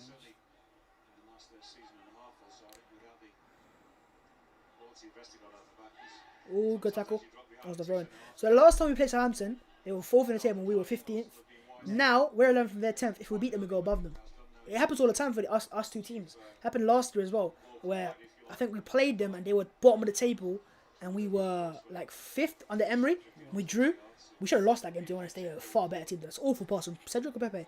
And then the next time round, they overtook us. Happens every time. Shouldn't be like that. Yeah, I know. It's just both teams, you know. I don't know what level Arsenal are right now. Are we a top 6 side? Are we a top 7, a top 8, a top 10? Like, I don't know, because the quality-wise, or the money we spent, and that's probably what it is. That's where the false image comes from, is we should be a top 6 side. Yeah. But the quality, I think, the quality is there. You've got Partey in midfield, Aubameyang up front, Saka and Pepe, Look at other people. Leno in goal, Tierney left back. You got right back issue. You got probably one centre back to sort out as well. But ultimately, Lacazette can get to that, and he's onside. Lacazette. Saka. Lacazette. Just head down, wasn't he? No, he was waiting for Saka to get in the position. But his head was down. He just put in a position there. He didn't pick him up. Yeah, I think he could do better there, though, man. If Saka gets in that position, this might be a game for Martinelli down the middle, because they're lacking speed, and Martinelli makes these type of runs, those runs in behind, and if you can struggle against them. Yeah. So that's what he's thinking. Lacazette, what struggle? He's struggled to take his chances. He missed a chance. That's it. But it's a great before party there. Yeah. Someone has to be in that position when you cut it back. Yeah. Because if Saka's cutting it back, he'll be, look at Lacazette, he's not there. Yeah, but my issue with Lacazette was his head was down the whole time, so he didn't see where Saka was. Arsenal win a free kick. No, what? Oh. He might go for it from there. It's just on the halfway line. If you play a high line, they could go for so how is that Arsenal? How have we created a free kick there? What have we done wrong? I think he's just blocking him. What do you mean? He's holding him back. Oh. They go short. Yeah. I think they just want some of the ball in it. Yeah, they're confident right now on the ball. Arsenal win the ball back. Oh, just let us on, man. I know, but I mean, want us to see some attacks again, man. Get the ball to Saka, man. He's the one who makes the attacks tick on that side. But Bellerin just doesn't. If we had, do you know what, right? Put Cedric on the right hand side and put Tierney on the left hand side, would be better. Just on the ball, Cedric is far better than Bellerin is in terms of a delivery. Bellerin can play a pass. He does have that little pass, and I don't know how he does it, but he has a little pass on the floor, right? No, like a pass. He plays his ball in behind sometimes. We did it one in the North London derby in that 4-2 win. He played a lovely ball behind. I think it was Ramsey, but he just can't. You don't have the delivery on him. The way he's pressed. Yeah, exactly. Yeah, that's what it is. Did it? Oh, now we've pressed and we've lost out there, and there's a space here. Lacazette's playing because it's DM almost because our midfielders are both. Oh, Partey pressed out. Gone. Partey has to come back. No, Jack is there. But Armstrong is doing a madness right now and holding dodgy clearance, but he gets away with it. Bellerin's getting ripped apart by Stuart Armstrong. And I'll tell you what, man, it shouldn't happen. He just drives. Okay, Lacazette. He's done Lacazette first. But Bellerin, how has he got more speed than Bellerin? He's got like 60 pace of you. Oh, joking.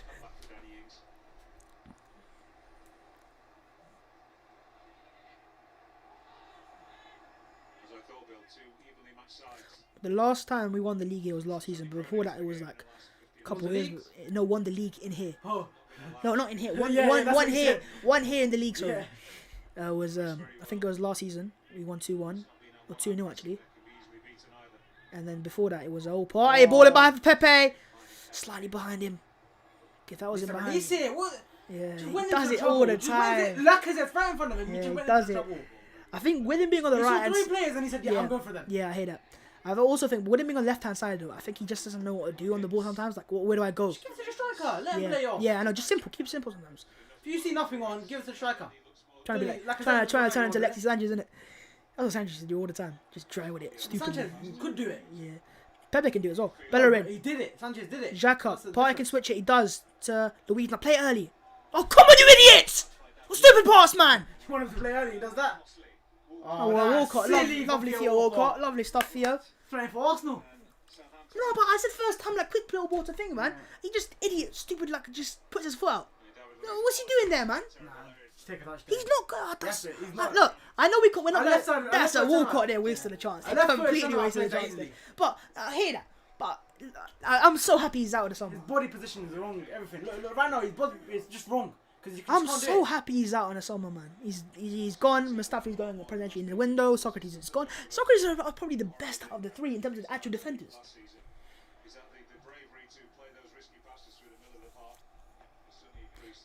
So Yeah, but he's probably the best in the ball. Luis, Yeah. no, don't say so. Passing one. I think no. You know, it's a myth almost. Yes, he's got a good long balling, but Murray's long balls are insane. Short balls are better. We play better in the build up as well. Yeah, but that's because he's left footed and it just gives you balance. Maybe that is. Oh, ball in behind. Saka's in. Saka's in. Saka around the goalkeeper. Bukayo Saka on his right foot. My star boy. My star boy. I love you, Bukayo. Bukayo. Bukayo. Look what he's done.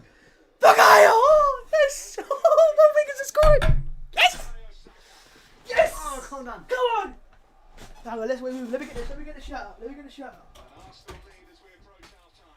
Move. Bring it out. Yes, that's my star boy. My star boy. Come on. Beautiful. West London. Yeah. Close that couple, please. 2-1. Oh, settle. Man, Oh, keep on settle. going. Oh, settle. Oh, settle. I don't think he has to do that. Look at him. Look at the goalkeeper. But you know what? He made his Lacazette's mind done up. so Look, well he's there. made his But mind up. Saka's done so well. And this is what Pepe can't do on his right foot. Just, he's got a right foot.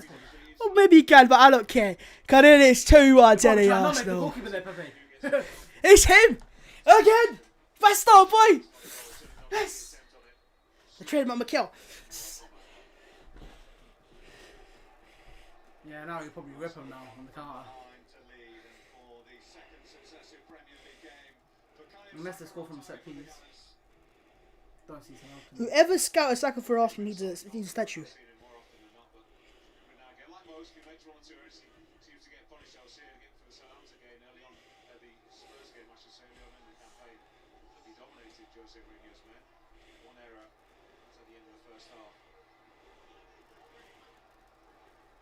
This could be 3. Someone just said Lacazette's be dreadful. He gets an assist for the goal. What? I went on Twitter and just before Arsenal scored, it says Lacazette's been dreadful. He's been, do you know what? Dreadful being, what was the chance missed, right? Apart from that, hold up play's been good, pass has been good, free kicks has been good, get an assist. Pepe has, the funniest thing is, right, out of the front for the most players was Pepe, but he's got a goal. Saka just is clinical, man. And look, I'll say this one more time.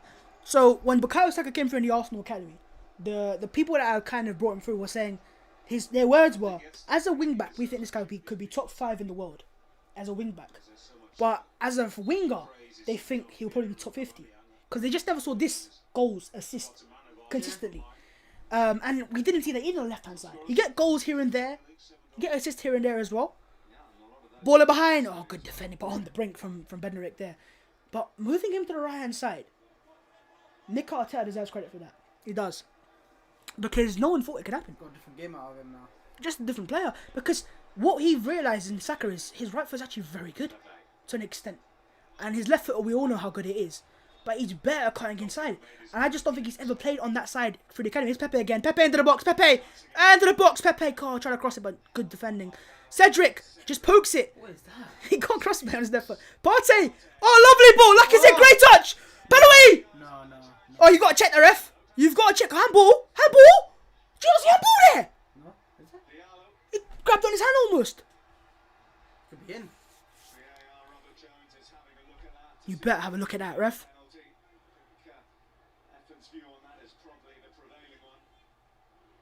What? It looked like a penalty to me, man. It's a great touch from Laka, the way he trapped that ball. Partey with a lovely pass as well. Got an assist. What do they say though? They haven't- No contact. check complete, no penalty. Maybe it's just me, man. Oh, but here's Southampton. Cedric, slipped as he passed it. Smith Rowe, Partey, just chips it. Giving you so much space. He's just a Rolls Royce, isn't he, Partey? And look at who's got it with him. Smith Rowe. Oh, good defending. Benrek on the brink again, but good defending.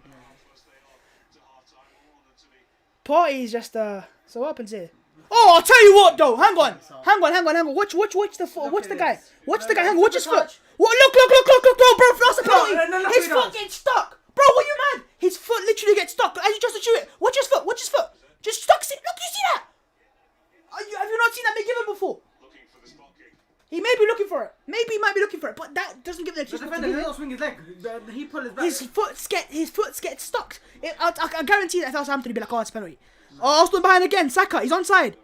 There's not enough contact. Saka, oh, he's got the better. For what Lacazette did when he's got the better and better again. I love this guy so much, man. Oh, he's offside. But he did so well there, still off that. Now, was he offside? Yeah. You can't really see from the sun, can we? I mean, that's a centre. Okay, oh, yeah. It makes sense of a centre back. No, I thought it's fullback on the opposite. The fact that these men, they don't care about defending. I think with Southampton, because of the midfield they play, they're very narrow, and the spaces that Arsenal picking up are wide. Pepe and Saka are causing the issues, and both goals have come from the wingers, and they've both been clinical. They've both had one chance each. Pepe had one chance, he took it. Saka had one chance, he took it. Done. Lovely stuff. And we have, say what you want, but in this game we played some very good football. And then behind again from Holding, just hitting hope that one. But yeah, man, I don't think Arsenal know what Bakayoko can be. We just don't know. You know, when he got the number 7 shot, I was like, I like it, but is he a number 7 if you get me? But the way he's playing right now, I mean, number 7 isn't the thing number for you, is it? Sanchez, Perez, 14. you know, goal. Sanchez and 14, Perez. 10, it's like, No, 7 is that as well. is it? Yes. 14, 10, 7, massive numbers for Arsenal in history. So is the number 4 shot, Vieira and Co. But of course the thing, chance for Southampton, by the way, and there's a ball in behind if they can play Ings. Is Che Adams out wide? You have to get back. Saka has to get back. He does. Arsenal got men behind the ball now. Need to get that off time out 2-1 though. He's just slipped as he passed. Here's Ward-Prowse now. You can't get him time to cross it. Pepe has to close him down. Ward-Prowse. It's a good ball. They Arsenal go again. Counter. And look at that. They're struggling though. You can see it though. Their tanky's kind of empty. Poor for Smith Rowe, man. He has to be stronger there. The inexperience that comes into play. Space here for Ings. Dropping off deeper. Holding against that. And refuses to pass to him there. I don't think they Trust him. Yeah, he doesn't trust him. I think Valerie's played there before, but they don't know who the left back is. I mean, not. Maybe he's just. I don't know who this left back is. Yeah, I But don't I saw Ings look at him and said, "Nah, I'm not passing to him." Yeah. Forced to pass to Adams. They don't trust him as much. Space here for Armstrong. Yeah, Who Valerie here. Normally have they- to say he's been. normally they give to Armstrong right has been Southampton's best player by a country mile. Here's Diallo. Good turn. Diallo wants to shoot. Diallo strikes very, very tame. Easy peasy. Lemon squeezy. 2 minutes added on to the half time. And yeah, I would say all in all, apart from that one set piece, which is a fantastic set piece, and just caught snapping for Pepe, it's been a good half. I have to say, it's been a very good half. And they've had chances, Southampton, though, but very minimal. And that's the one worry I do have, is every time they have gotten forwards from a set piece or so, They look dangerous. they look dangerous. But as I say with Arsenal, once we go ahead normally. But you have to say for Arsenal, the side that we played Southampton last time to what we are now, Different level. exactly, just confidence. Pepe, Cedric, oh Cedric, great work from Cedric. Unlucky because he beat his man there. He crossed back as a goal for set piece. He used his right foot and then he didn't. He's like, yo, bro, I can use the left foot as well. That's a great work from Cedric, mate. Turning at his KT, mate. Look at this. They thought he was going to use his Woo! right. Okay, Yeah, because look, he literally stood there going, yo, where's yeah. he going? Where's he going with his left? Which Benrek? And Benrek's been good for them, to be fair. Because he can cut back. Ward-Prowse is back, to be fair. But Arsenal have got a corner. I think this is what Arsenal fans wanted, though. They said, okay, cool. We don't want you to lose the FA Cup game. It annoys us. It hurt me. But you have no excuses for the league game now. We want to see this, what we've done. Dominant, attacks, should have scored even more goals, to be honest with us. Right? And just being a better side. That's what you want to see. Arsenal can win a free kick there. No. No. No corner. Why are you trying to not make him? Broski, he's a risk player, man. He's There's a risk no player. point of the risk there. He's a risk player, man. Let's get his straight. No, but man. he wants He's to a push. risky player, man. And it's like if you have those, you go, oh wait, what's he doing? But if you don't have, you go, no. Partial for you know, Pepe to cross it in. what would I rather see? Okay, well, who would I rather see start today? Willian or Pepe? And it goes, unlucky there. Good header away from Benrick again. He's going to have a massive rating half-time. Half-time anyways, lads. 2-1 Arsenal. And I'll tell you what, yes, we can see the first goal. But you saw when we could see the first goal, was I angry? Nah. Because I was like, It's a good goal. just a good goal. Fair play. And I was more angry at Lacazette, if anything. But after we could see that first goal, that first 5-minute spell after, said, hang on. No, this isn't one of those games where you could see the go ahead, go down. We were like, nah. We can get back in this game. And we just, turns up after that. Pepe with a lovely finish, a lovely pass from Xhaka. Good pressing from Arsenal. And the second goal was, again, good winning the ball back. I think it was Smith Rowe, someone to Lacazette, who played a lovely ball behind. And Saka just using his body to get in front. Rounds the goalkeeper on his right foot. 2-1. Good stuff. 2-1. 2-1 to the Arsenal. Alright, change the thing. Hang on. Let me just change it over first. Wait. Go on, change it. So great work, set piece though. And the finish is a bit lucky, but it is what it is, man. Credit where credit's due. But yeah, half time, and it has been majority Arsenal. I mean, Southampton's possession is They had a period. that's just on the ball. No, but they had a Just on period. the ball though. Right, let's change over to the screen. And here we go, lads. I mean, that doesn't justify it, I think. I think the Arsenal momentum at the start of the game was a lot higher. If you agree with me. It wasn't just minimal, was it? But Saka's No, goal. that because it was you winning the ball up the pitch. Yeah. It was them trying to get. But for Arsenal, it's Pepe and Smith Rowe, the key players in this game. Xhaka, actually. Yeah. Fair play to Xhaka, who got the assist for the first goal, created a big chance for Lacazette. Yeah. And you have to say he actually has been Arsenal's better player in this game, better performer. Saka's been good though. And whenever Saka gets the ball, I know people say, oh, Babs, you hate on Xhaka, right? But I think when Saka gets the ball on the right hand side, he just it makes things happen, you know. And he's, in a weird way, Pepe, even though he scored and he's been good to an extent, needs to look over to Saka and go, that's how I need to be like. Knows when to beat a player and where he can go one-on-one, and knows when to release the ball, knows when to take the shot, when to play the risky pass. But he's just a better player in terms of the build-up play. And every time the ball goes off the right-hand side, I'm not worried about Saka, I'm worried about Bellerin.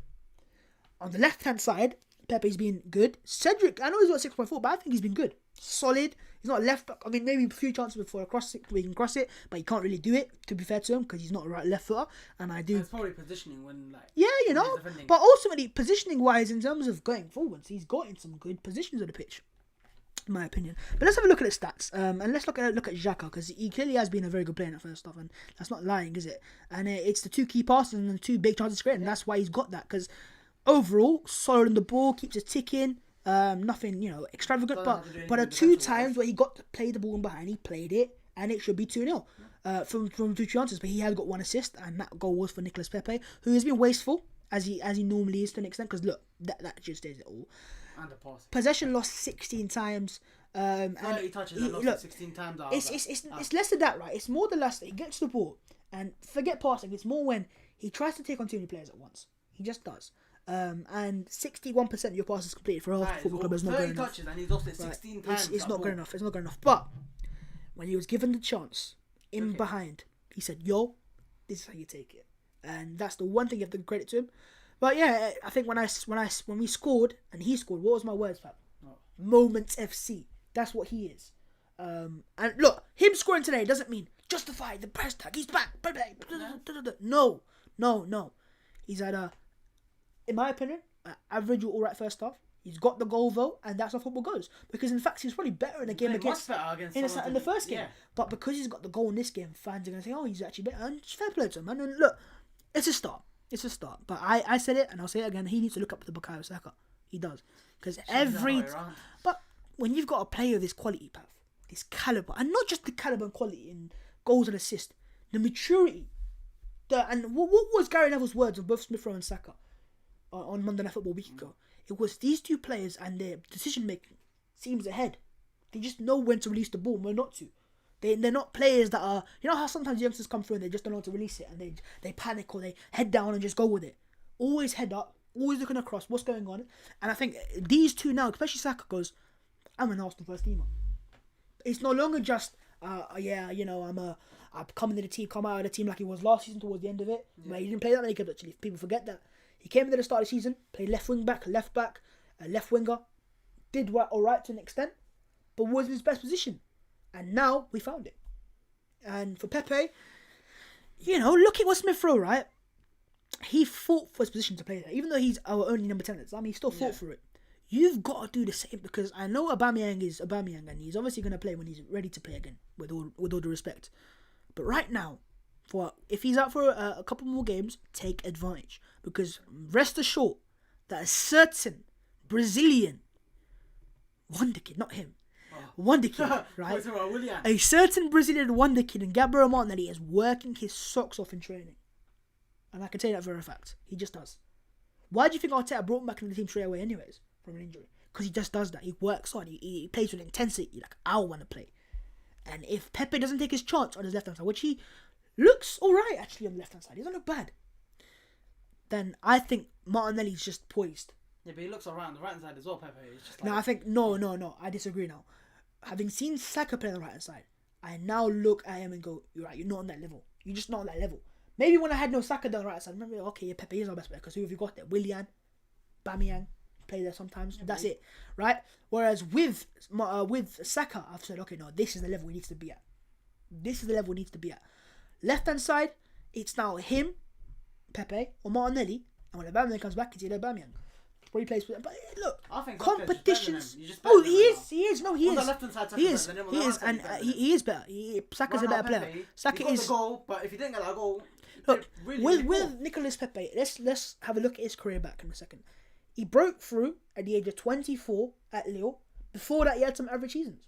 It was not like he had 2 years, 3 years of 20 goals, 15 goals, 10 goals. It was some average seasons because he came from a different club. It took time to adjust under Marcelo Bielsa, actually, right? But then he found a system in I think it was Luis Campos, or something like that, the Lille manager.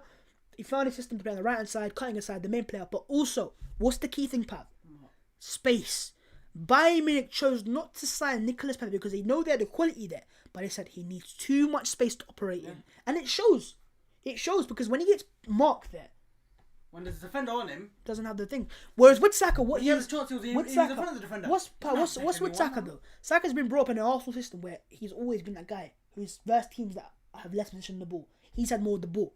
He's a dominant, he knows how to play against D blocks. He's been brought up that way for Arsenal. Same as Smith Rowe. They're not, scared of playing against D blocks. I think Pepe, he kind of is. Because he's not used to it. He's not used to playing for possession-dominated sides like Arsenal are. He's used to playing for Lille, counter-attacking Ivory Coast. Don't really watch them play that much, to be honest. So, yeah, man, I think... But wasn't it Zaha that started over him? I think Zaha and him both started. I don't watch them, to be honest. I can't really comment on that.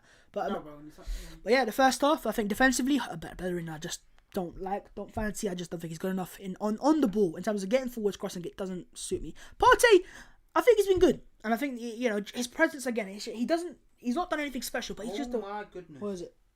What's his scores? Man City 4-0. Yeah, mate. Man City 4, West Brom 0, West Brom 0, Man City 4. And that's at the first half, by the way. They didn't play at the same time as Arsenal. Lads, what we're going to do is we're going to go over to Twitter. But before that, Pav, let me now know your thoughts on the game so far. Arsenal, they've been good so far. Good performance. You've got your goals, you're leading now. I feel like Southampton will play onto you now. They'll go for the goal because they have to come back. They at least need a point, and I feel like you'll hit them on the counter, just like you hit Newcastle afterwards. You can easily beat them, 4-1. Yeah, I'm just getting a tweet out right now. I said Nicolas Pepe needs to look at the guys Bukayo Saka. If they score from set piece, game on. Take notes of of his decision making. So, Pav, what would you say is now your second half predictions? Second half predictions. It goes both ways. Depends on who scores early. Because if they score early, they can win the game. But I feel like you're going to beat them 4-1. It's that type of game. Are you saying they're going to United game with a 4-1 against Southampton? It goes both ways. Either you concede a goal from a set piece and you're struggling again and you have to beat them down, or you score from the counter attack twice. They'll give you space. They're bound to give you space now. Saka now has 8 goals in assist in 9 starts at right wing. 8 goals in assist. Yeah. Now those numbers there, for a guy who's 20 years of age, that's the numbers that wingers for England have produced. Me and Pav had a very heated debate a few weeks ago about where does Saka play for England, and Sancho and Rashford and so are better than him, and so they are, right now, as wingers, they are. They've proven for longer periods of time. This is his first period of time for Arsenal. But the way he's worked now on that right-hand side and how consistent he's now playing in the goals and assists, those numbers I just said to you, 8 goals and assists, are Sancho numbers. They're Rashford numbers. And here we go. Bukayo Saka has now scored 5 Premier League goals so far this season, more than any other teenager in all competitions combined. Hell and wonder. And he just has been consistent, and he's recent. It's all recent. That's the thing. It's not like from the start of the season. He's recent. Bukayo Saka has been directly involved in 5 league goals in his last 6 games. A goal against Chelsea, assist against Brighton, a goal against West Brom. Nothing against Palace, but I sympathise with him because I know Tierney. And I think he got just marked out. Newcastle got a goal against Southampton, and who knows what else he can get in this game. He just really, look, this is why as an Arsenal fan I am excited. Not because, I love the manager so much, or, they're going to sign this player. Him, Smith Rowe, Martinelli, Tierney. The players I've just named there, average age is probably 21, 22. And Tierney's the oldest, and he's 22, I think, or 23. So we have got a core of younger players that are very talented. And this is my tweet, by the way. Nicolas Pepe needs to look at Bukayo Saka and take note of his decision making. That is the level he needs to be at to play for Arsenal. And that's simple as I put it. I think on the ball, he can get a goal. He can get an assist. In front of goal, he's clinical. Yeah. But when it gets to releasing that ball, can you release it on time, Nicholas? When do you release it? But, hey, man, he's got a goal. And yeah, this is mad. And it is mad. Fantastic stat. And it's everywhere. I flipped the switch. Oh, man. I'm going to give a like. I deserve the like, man. What a stat. Yeah, it's everywhere about Saka in that first half, man. And Odegaard put it there. Xhaka's been class today. Yeah. He has been class today. You have to put respect on his name. Probably. Yeah. Come on, man. Fuck's sake. Ilkay Gundogan. He's just scored 2 again. He's been in great form, hasn't he? I think he's scored 7. Look, well-beast. I follow you, my guy, but don't need to do this, man. Just don't need to do this. Just don't need to do this, man. You know? Yeah, like, I know you trying to banter rival fans, and maybe that's what you like the most, but ultimately, what you get from it, just at least, you know what I can say, Pam? Maybe he's not English, but all 3 of the players he's named there are English players. Yeah. So the country that I support, of course, is England. Don't get it wrong. You know what I mean, I've got other countries I like as well. Well, England's the country I'm born here. After support it. Come on, it's coming out. But seeing Cho coming through, Mason Greenwood coming through, and Saka, and all jokes and banter aside, then excellent. And then you've got Smith Rowe, you've got Foden. Well, Foden's the top of that. Foden there as well. I've got Sancho as well. Sancho's only... He's a superstar, and look at his age. The thing is, people talk about Sancho as if 20. He's like, Rashford's age almost, like a bit older in that category. Sancho's 20. Yeah. And then you've got Rashford who's 22. And yeah, just excited, isn't it? Just so many good wingers. So many good wingers there. Greenwood is arguably a winger right now, isn't he? If he was to play for England, whatever he is, a winger, Cho's a winger, Saka's a winger, Sancho's a winger, Rashford's a winger. Sterling just 25. Sterling's he's 20. He's 25. He's older. 25. I think. No, I think Sterling's older, surely. Just going through back. FPL bonus points if you man do play FPL as it stands. 3 for Saka and Gundogan, 2 for Cancelo, Xhaka, Armstrong, 1 for Mahrez. So there you go, man. I mean, I don't know who already has Xhaka in it, because Xhaka didn't really get goals and assists, does he? But yeah, Squawka Football. Granit Xhaka has created 2 big chances in the opening 25 minutes against Southampton, more than anyone else on the pitch combined. And that was, of course, the first 25 minutes. So yeah, no, I'm trying to read the goals, lads. Trying to get copyrighted. William with a tweet. The second half is about to start, by the way, lads. I'm just gonna go back here, and there we go. Pav, you want to switch over the screen? I'll read the comments in a second, my guys. I'm sorry for not reading them. I've just been caught in the Saka hype. But yeah, my guys. Second half FC. Look, good first half, I'd say. Showed some promising signs, but get the win now. Yeah, carry it in the second half. Get the win. And here we go, lads. Second half is very soon about to start. Can I go in? Here we go. Here we go. Here we go. Fabrizio, I'm taking it from you, mate. You can't do anything. I can say the words. Yeah. You can say the words.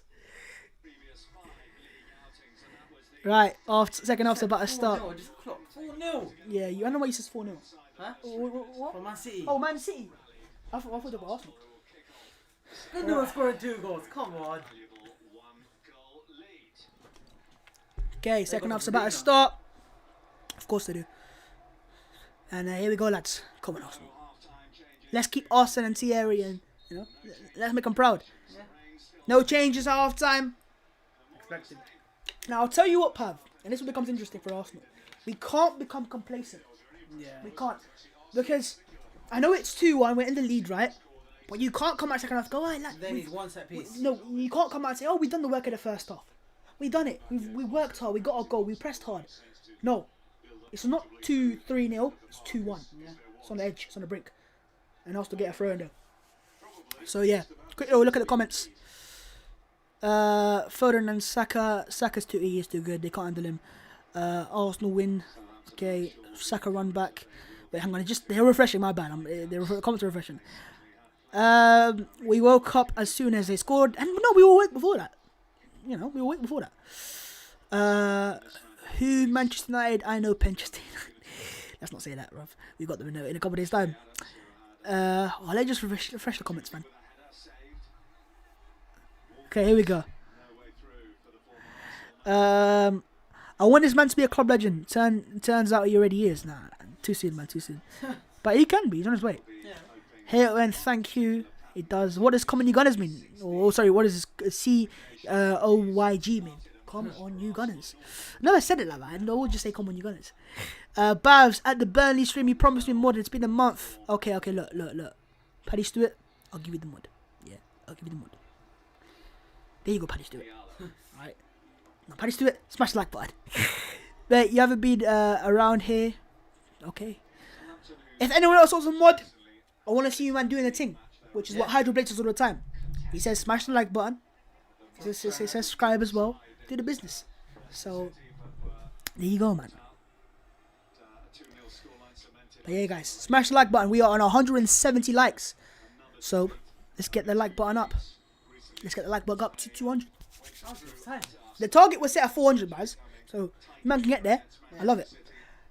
But the second half is on the way.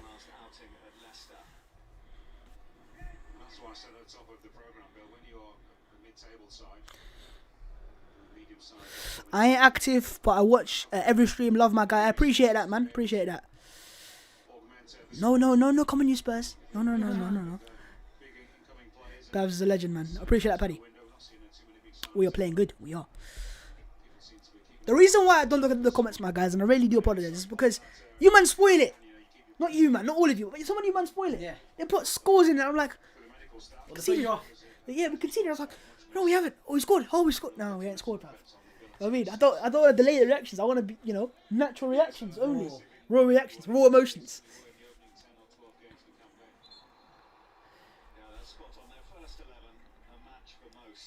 Shadham's a good player, man. He's actually a very good player. Because his overall game is very good. Yeah. I know he's not got the most goals and assists since joining Southampton, like they thought he might have. But Danny Ings has he's done all that himself, basically, and all proud size. But in terms of just off the ball work, working hard and just doing the job, fantastic. Here's Bukayo Saka.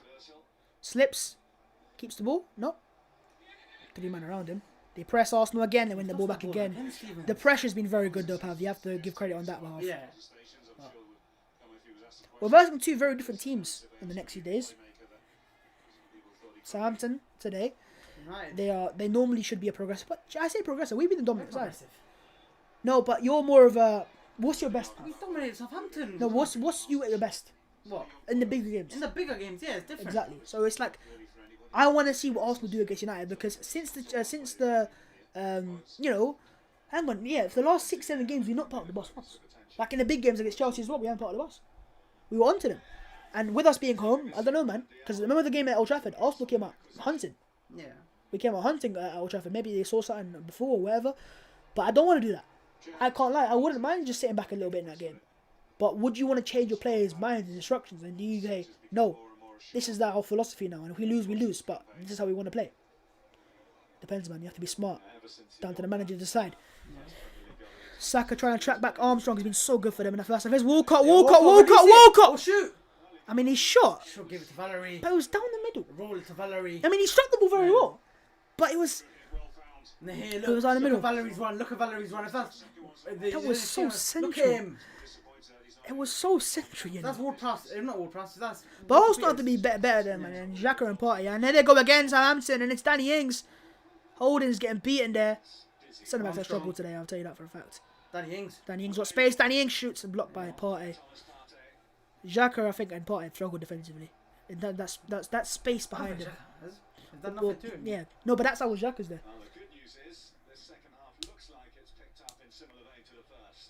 Yeah, but we have to be careful, man. That space Walcott got there, man. He's going to hurt you eventually if you get that space. He's a Premier League player. Valerie.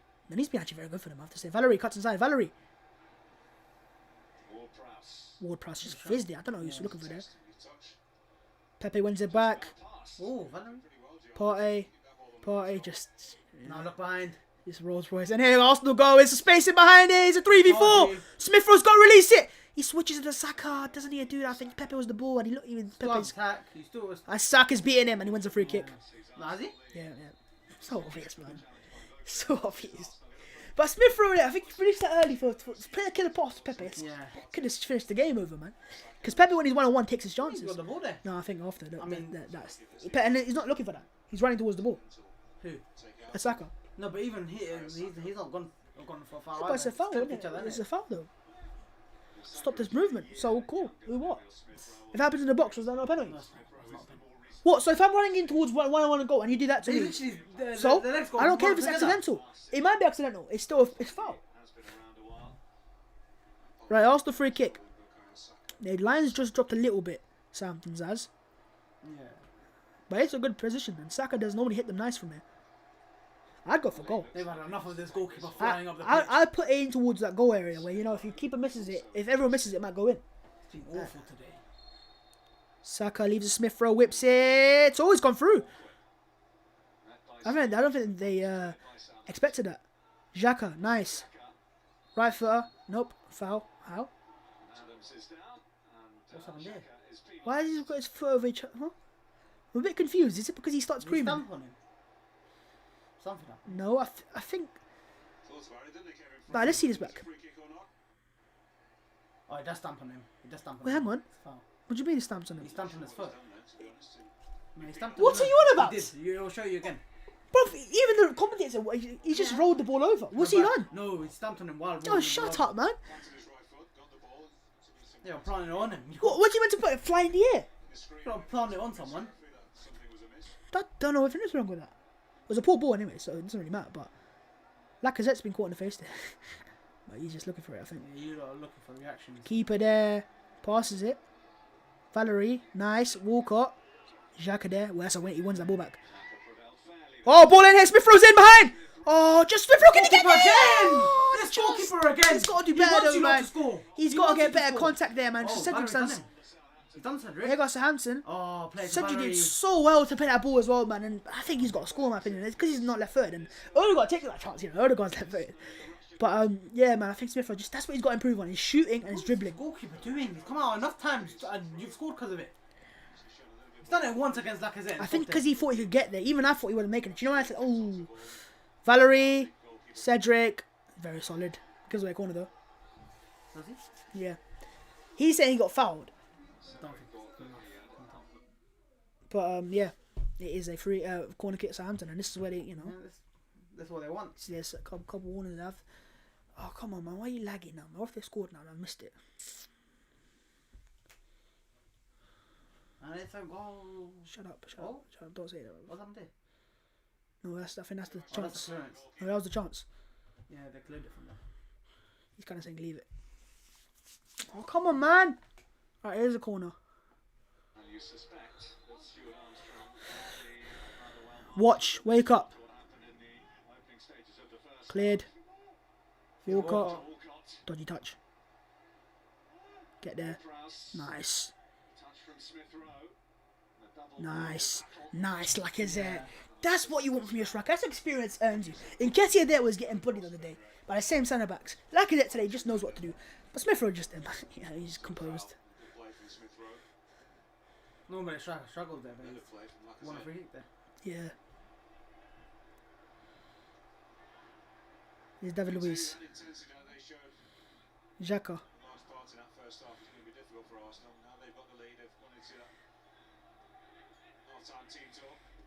Partey. Cedric. Oh. David Luiz is there. Yeah. Oh, poor header, Lacazette. Smith Rowe. Oh, Lacazette again. Plays Pepe. Oh, man, Lacazette. He didn't turn. Partey. Play it now. Xhaka.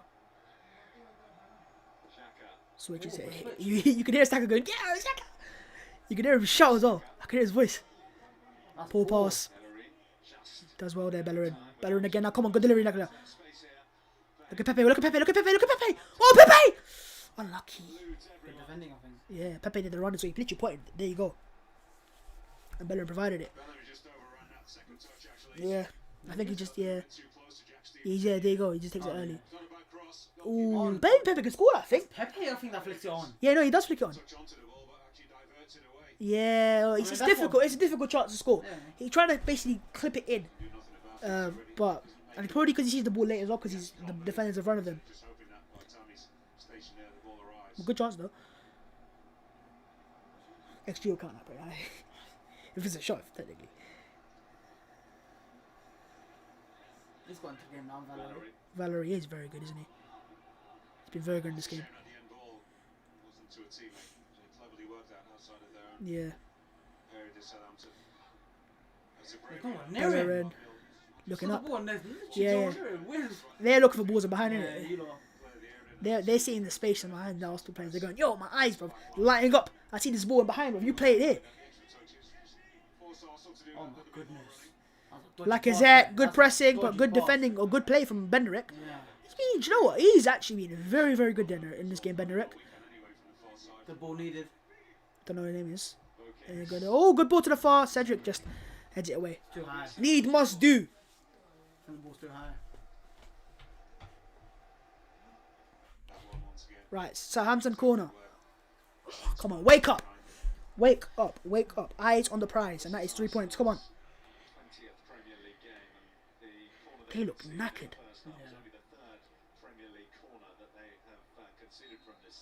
Corner, Lord Brass. Great delivery, and away by Louise. Pepe again. Stevens on the ground, just sitting there. He slipped, I think. I know. Vokins. Ooh, Xhaka nearly got that there, and they get a throw in Southampton, but That is a foreign surely. is it? How's that not? Oh my goodness. We got a throw there. He's gone crazy. Yeah, because it looked Rightly like so, yeah, though. yeah, it did, seriously. Louise is, I think, holding his face there for a sec. Has Louise ever had a different haircut? He must have had for a period of time. I'm sure he did. Sure. How is that not thrown to Southampton? I think ref stopped the game. That's why. Yeah, head injury. Yeah, it's their thrown. Is it? You just pointed out. No, he's pointed off it. No, I think he went back to. He stopped the game for Louise. Oh. Yeah, that's where they lack it. And they've got Redmond. They've got Shane Long. Yeah, he's on the bench. Shane Long and Redmond both on the bench, so they've got some I options. think he probably just came back from injury. Yeah, you know he just has. They announced before the game that he's back in the squad for the first time.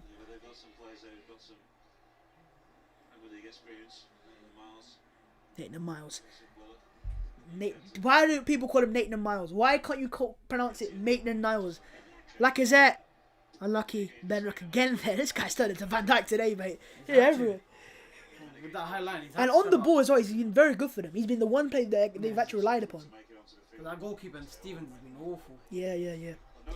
That third goal is needed for Arsenal. Just to get that breathing room, man. And just... Right, Bellerin throw in. Can he take no it? hope. You're going to Bellerin ask for throw throw in. in. You can't take throw in, but there's literally no hope there. Yeah, no but one's throw moving. in, you can still take a throw in. I'm Nah, like, I know. you just... That's what he does, isn't he? Just takes a short. Yeah, obviously the foul. Pepe pressing. Good from Benrick again. Xhaka does good header from Xhaka. Cedric overlap. Cedric behind him. But Cedric is... Cedric here! Into the box, Cedric! Cedric! Cedric! Oh! Pink ball! Oh, Pepe! Dodgy touch, but I think it was a lucky touch, if anything. Walcott. yeah, he's Walcott. surely Walcott. getting off. Pepe presses again, but one man press at a time. Walcott's done. And this is where the fresh legs are definitely playing a part from Arsenal. Players like Smith Rowe, fresher legs. Saka, fresher legs. Lacazette, fresher. They didn't play 90 minutes against Arsenal. Playing the 90 minutes, you know. They came either in the 60th, 70th minute, you know. Couple.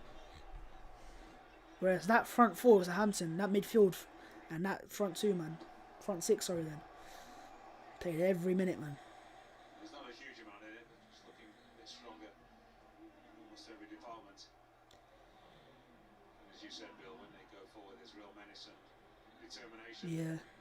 Here's Southampton. It's Valerie, I think. No, it's Diallo. They're just struggling. Yeah. Keep the Ward ball Prowse. Ball out wide if they can find it. They don't want to play it. It's that vodka guy. I don't know what's his name. Watkins. Watkins. There you go. Watkins. Ward Prowse. Cedric easily claims that. Pepe can now go with it. You have to go for it. There, man. Pepe released the ball earlier, man. Or not release the ball earlier, but don't take into that area of the pitch. To no man's The land. right back's gone, the right winger's gone. You literally have free space to run in behind. Then Yeah. you choose to No man's land. dribble onto the right back. What, do you want to nutmeg him? Southampton long throw coming here, I believe. Nope. It's because he was, clearing the ball. But they've dominated the ball second half. They've had 59% of the ball. They've done nothing really. But yeah, he's been most in the and half. But they're not a side that, they don't need opportunities. They'll take them. Smith Rowe.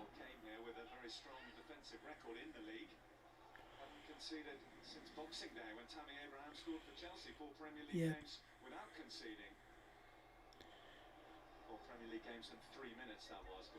Yeah. We've just sat back a little bit, man. I don't like this. You're inviting pressure now. Yeah. Because if they get a free kick. Good luck. I think it's because we were playing such high pressure football in the first half. Constant press. That they kind of need this period of just relaxing a little bit. And maybe some subs are needed as well. So someone like a Martinelli off the bench. Some speed on the counter attack for Pepe potentially. Even Lacazette. And I think Lacazette stays on. Yeah. Don't good enough to stay on. Yeah. The space for Valerie. Pepe has to close him down, man.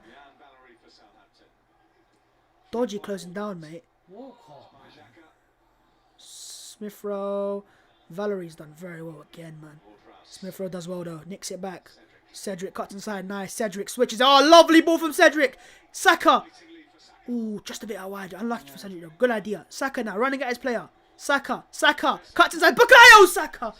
Ah, wasteful. I think he thought, he looked up. He wanted to shoot, I think. Right, and he saw one up to Lacazette. He goes, you know what? I'm going for this. But Cedric did so well there. Cut inside. That's what you got a right foot and you can take advantage of it. That switch is always on then.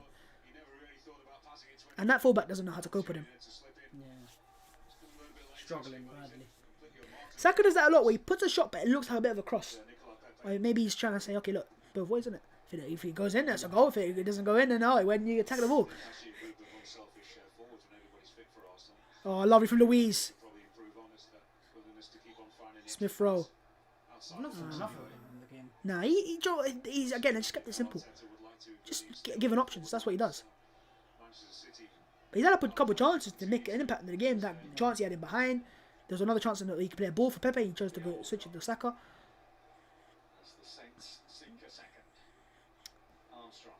Don't give him space. Ooh, great work from Ings there. I think what you said there about Smith Rowe is the reason why he's not been involved as much. He's trying to come over to Pepe out. Because normally he'd leave Aubameyang on his own. He goes to come out with Saka. But in this game, I think he's been told as well, help out Nicolas Pepe. I mean, he's been told, but both wingers, not one. You can't really go both sides, can you? Not go both sides, but you switch. But you can see he's If you're trying to really help him out a bit across, more. then yeah. I wouldn't say he's been outstanding. He's been alright in my opinion. No, I'm saying I haven't seen enough of him in this game. Oh yeah, you could definitely say that. But I think what he does, his presence as a number 10 is it gives space to the wingers. Pepe, Lacazette, slips. The rain's playing a part now. Here goes Diallo. Needs to release it. Xhaka closed the block to pass off. Yeah, they're tired. Yeah, they need subs. So do we have, to be honest.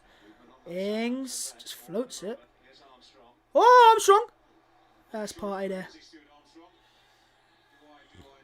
I take Pepe off now. I think he's really struggling. Just I don't know, just to keep their ball sometimes. Good block. Oh, dodgy block. Leno punches it. Just doesn't go full of full thing throttle. But I think if you take off Pepe though, you lose that left foot, and you still need that. I don't know, man. Move Saka to the other side. Saka's been too good on that right hand side to take him off the other side, man. He's just a different player on that side. Armstrong, Walcott. Ward-Prowse can deliver. You need to block that pass off, man. Smith Rowe's just tracking him. You can see it. Yeah, you can't do this, Arsenal. It's too soon for this, man. They're not. Yeah, if they're doing stuff like that, you can't. They're so wasteful. Cedric there, man. Pepe's just not giving close enough to an option. He's kept on. Now close him down! Come on! Just set off.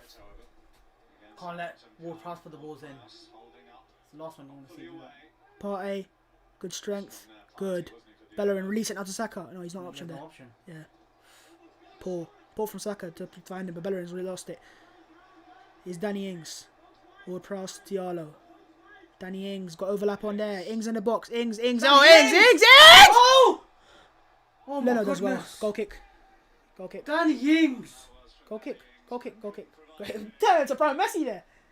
But it's hesitant from Arsenal. They're just sitting back there. Let's Hesitant. get to give away a penalty there. Yeah. You stick your leg out and he could just go down. But Holding and Bellerin and Partey need to do better there, All man. of them pulled out. The Partey stuck, pulled out. Stuck, pulled out. Bellerin It though, was man. fair Nah, play. Bellerin didn't stuck Yeah. it all. It's a goal kick, yeah. Yeah. Nathan Redmond's come on for Southampton and I expected that. I think he'd be Vokins. Oh. No, I don't know This is what I who's... don't understand. I don't know who's playing left back for them now, but they've taken off. Maybe he's Redmond. It's a goal kick. I don't understand this, man. Everyone praises Arsenal Now Arsenal. for his thing, but Mikel Arteta needs to make some subs because his team is just sat back and maybe told him to get up the pitch a bit more. Louise, the leader now. Come on now. And hold it. they're putting Diallo left back. Yeah, Diallo's left back. Armstrong in midfield. Next to, But with Redmond now, what you have against Bellerin is a player who not has speed to run in behind and makes runs in behind. yeah. Bellerin, Lacazette. Nah, Paul. We just lost our game now. We've just decided now, okay, we've attacked. shelling in. Here comes the stuff from Arteta. I like that though. Martinelli. Now, who's he come on for? Is it Pepe or is it Saka? It'll be Pepe because Pepe played in the game and the thing as well. I don't know about that. It has to be Pepe. Yeah, that has. Because when the ball goes over to that side, Pepe just can't hold on to it. Martinelli can't play 10 and there was two subs he could have made. Yeah. Pepe is the one, I think. I think you might make one as well. Maybe. Martin or Willock. Yeah, Willock. Just energy. Smith Rowe. Yeah. Alright, Martinelli's coming on. Gabriel! But it will be... I want to see how we play on the left-hand side now. Without that left footer. Because he has played a part, I think. Cedric's been able to, just play different parts of the pitch than Pepe has. Yeah. Pepe and Smith Rowe just change positions for a sec.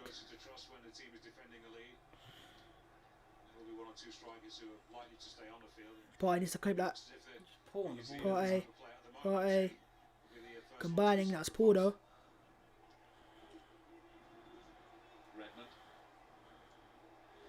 Redmond. The other thing that Martinelli has, which is so unusual for a player of such tender years, is an effective effervescence, if you like. He raises He does. the intensity of the players around him.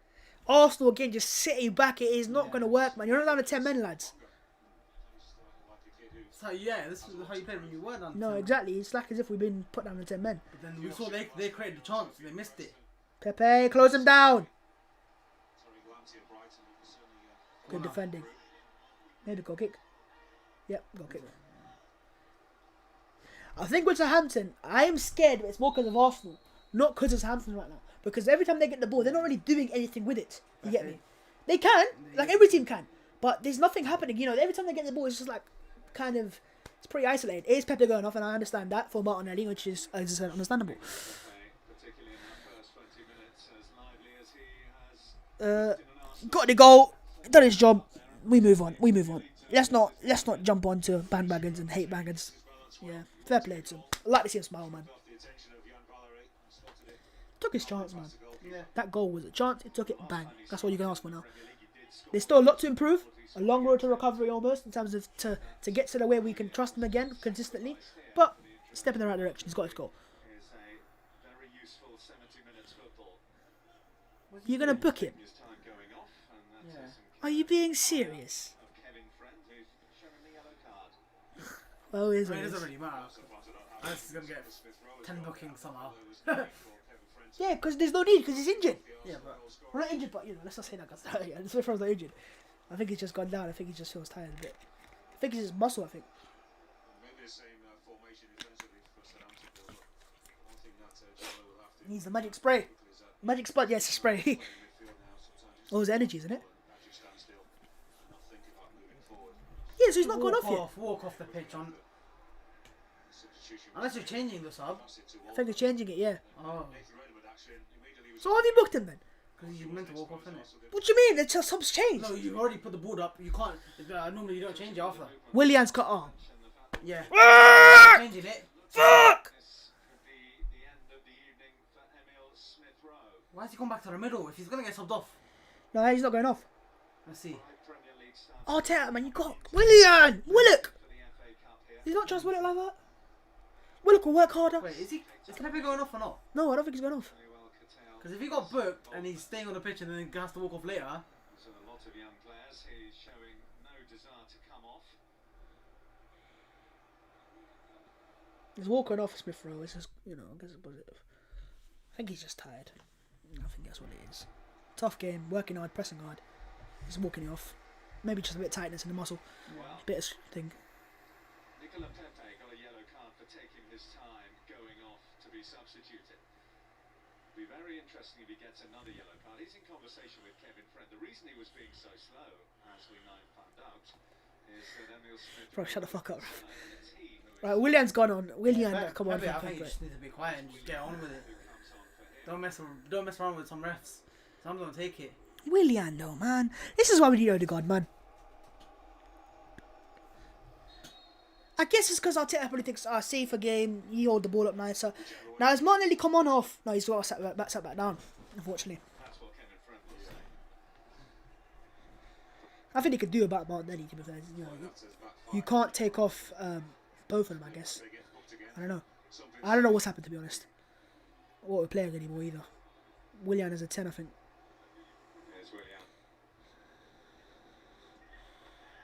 Cedric. Switching it off. Oh, Saka can get there. Saka. Good ball. Pepe Martinez, look at it! What a goal! And what a pass from Cedric Suarez to Saka. He hit the post as you want it. Yeah. He's laughing as well. What a pass from Cedric Suarez. Saka getting the assist. 3-1. Lacazette's the top goal scorer. He's got 10 Premier League goals this season now. I think he's 10. No, all competitions I think now. But super play. And it's Cedric. Cedric with the ball. Has to give. But Saka as well. The first time cross there. He's on. No, he obviously is onside. Right? First time cross. Yeah. That's fantastic from both players. But he's 3-1, Pav. He's 3-1. Yeah. It's good stuff, man. The sarcasm Bavs came out, mate. Oh, baby. Zeno FC. I love that chant. I miss it so much, man. Just sing it at the Emirates. But yeah, it's 3-1 to the Arsenal. 3-1. Goal scorers: Pepe, Saka, Laka. Double figures, yeah, 10 goals. My bad, but 3-1 to the Arsenal. Can we get a goal animation, Pav? Do we roll it? Go! Oh, sound. No, that's what they can hear it. Can they hear it? Yeah, they can. He's gone off. Yeah, he's taking off players to rest him now. Let's play the goal animation. Go! Arsenal!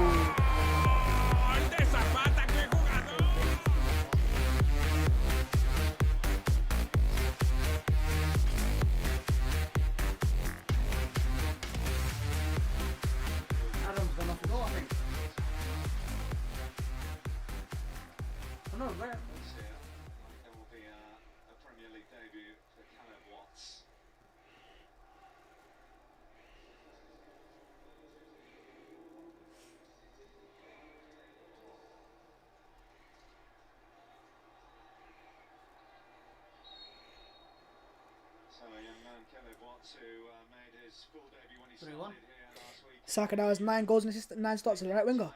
N Product FC! Put your N Product on the table, as Bruno would say. Put it on the table! No, he says put your player of the month on the table. Oh, shut the fuck up, man. He Do says. you know KDB's never won player of the month? Yeah. And neither has Ozil. Some of the best playmakers from Premier League history no one player of the month. But yeah, lads, 3-1 to the Arsenal.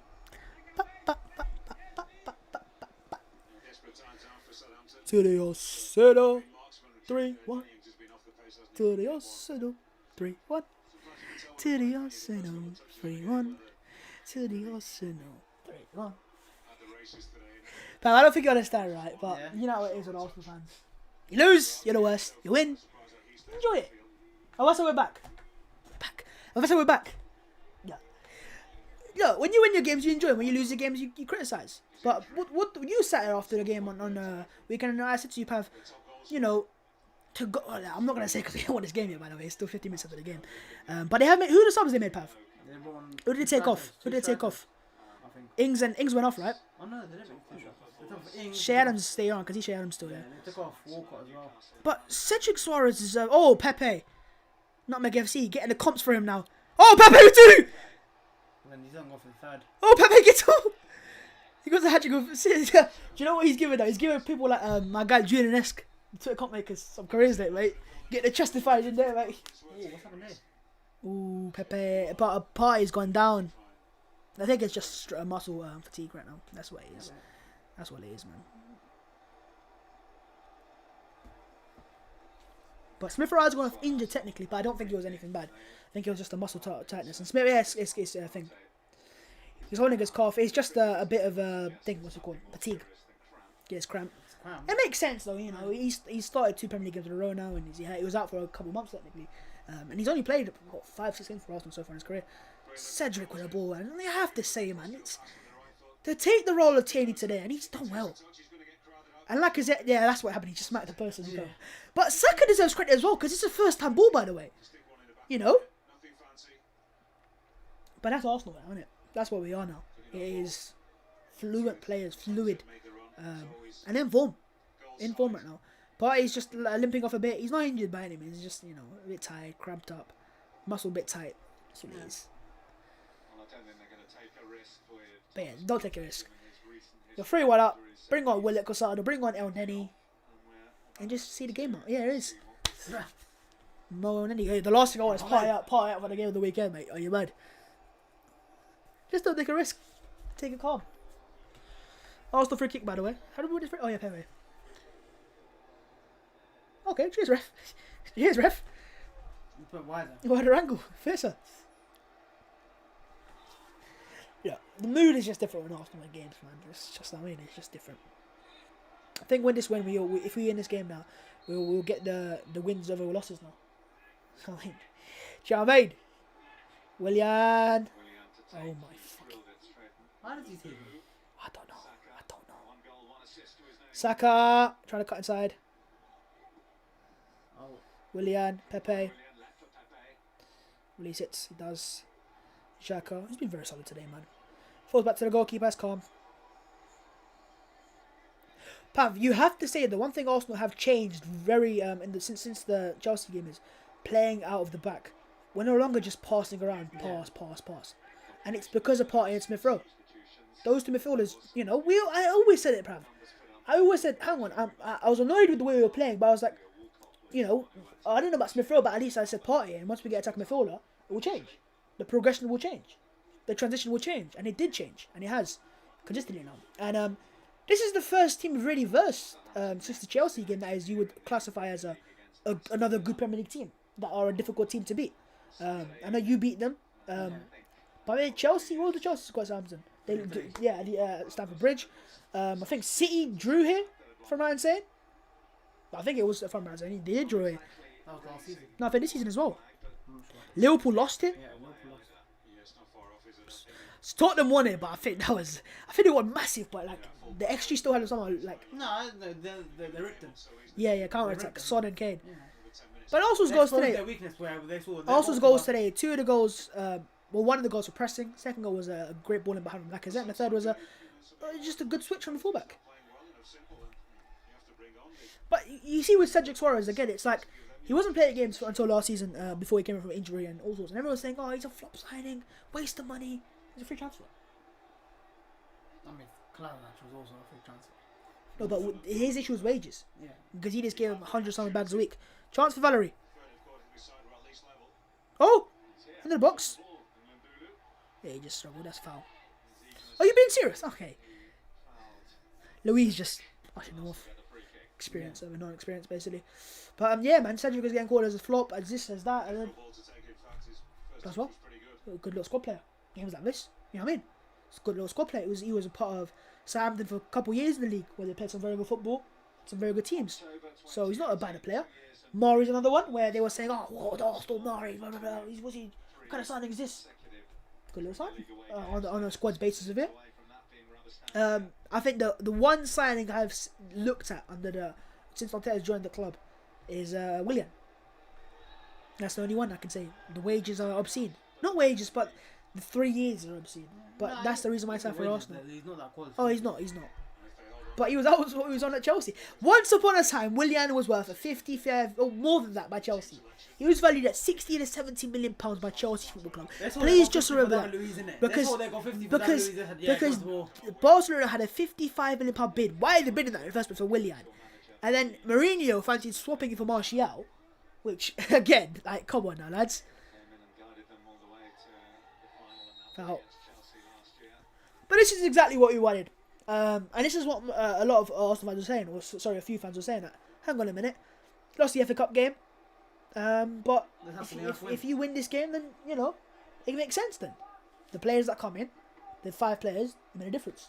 Now, if they had started both games, say if you win the FA Cup game but you lose this game, then fans are complaining as well. So it's vice versa. You know, you're damned if you do, if you're damned if you don't. I would say though, you're right. They're saying too many changes. 7 changes is a big difference. But one was enforced. I think Aubameyang would have started. He was in the squad. He would have started. Yeah, but then you see he's not starting, bringing Lacazette. Just the number 10 and the striker today has been different, and that's what changed the game for Arsenal. That's what it is. And Partey. And Xhaka, to be fair to him, he's very good to him. But Xhaka looks better with Partey, for no coincidence why. Partey's a better fielder. With Elneny, Xhaka has to do all the job himself, whereas with Partey does, you know, the main jobs for him. This guy always has one headphone in, bruv. He's the guy from Van Gaal era. But he's not he's also the Wales assistant, and Mourinho was complaining. You're playing boring football start season. Yeah. Van Gaal. Yeah, but you need specific players for the so many. Yeah, I know what. But I said it to you, though, pal. Nails. Did I say it to you, pal? I said, you know, oh, this guy's Van Gaal. I'm looking at it closely. But Mourinho was pissed off at that. Look at these man there. Oh my goodness. They're just tired. Oh, Louise missed the ball, and it's Shea Adams Holding holding closes him down. Good defending. Did you not hear what they said about? Oh, Louise! Did you not hear what happened about the thing? What Rodri did? Louise! This idiot twice. Holding recovery speed, though. Yeah, I think you're being offside because the deliberate touch thing. No, holding recovery speed, though. Oh yeah. Yo, he roll back the years. What's Louise? He left the ball. You see this guy?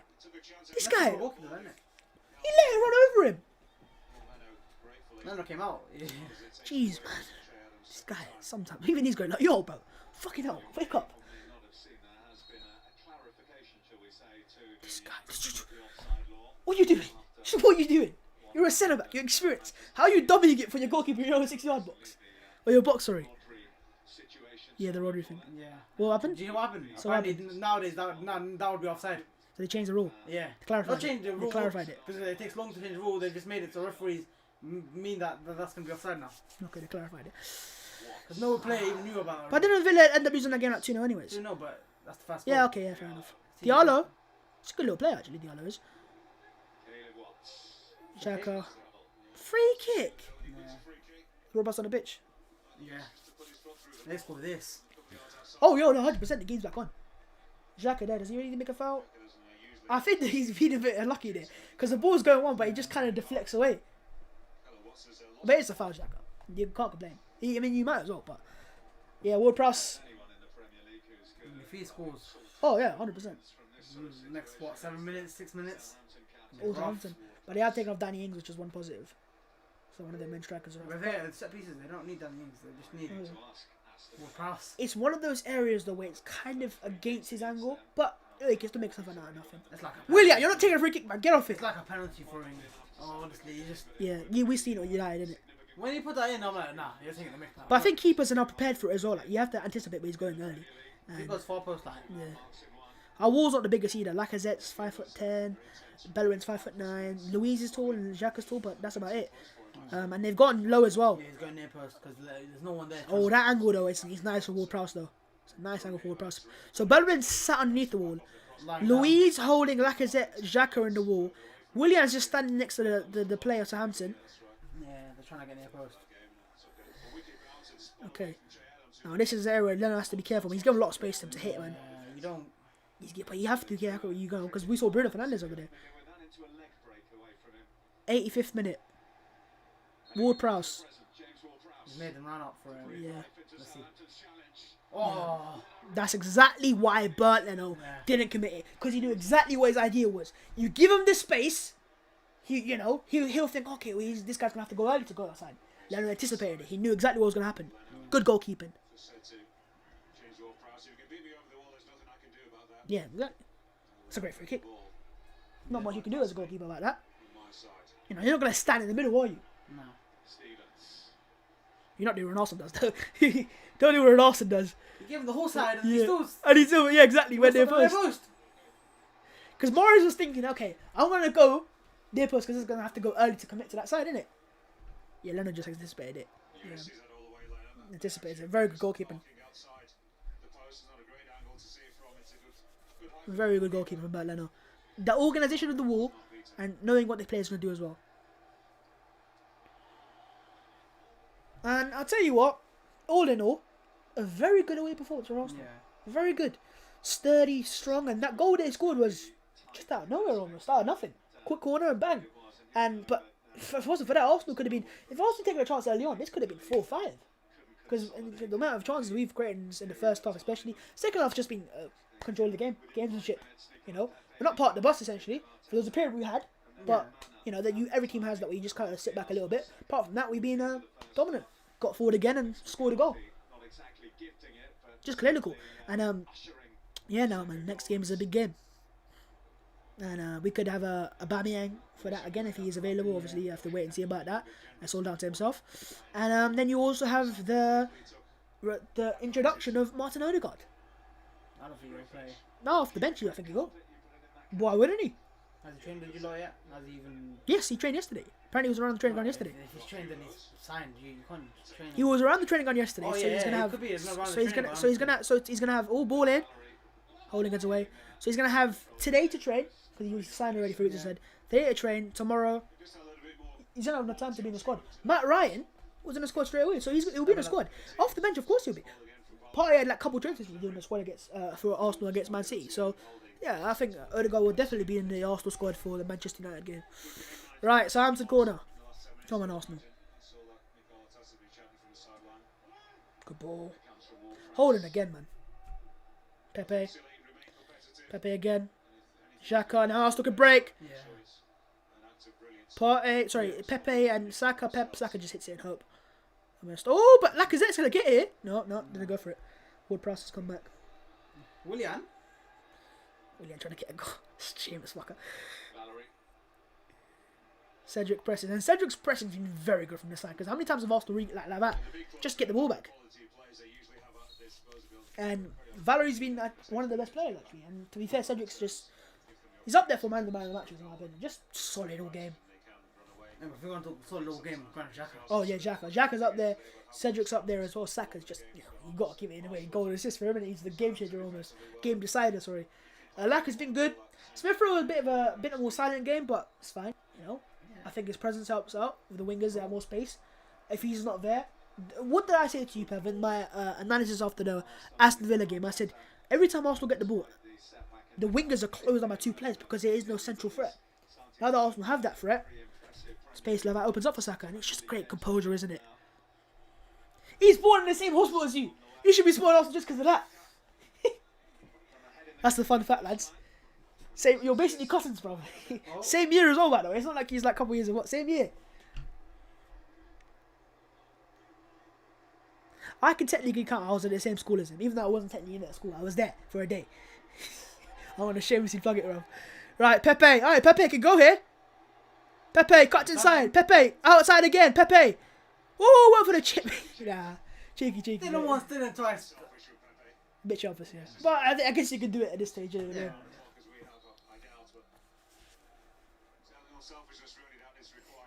This guy's like Pep's son, isn't he? El Neni there. Oh.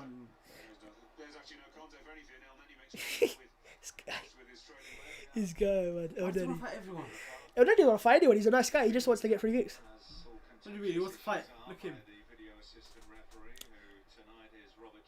Yellow card? For who? Be a very quick look and move on. It's because he kicks back at him.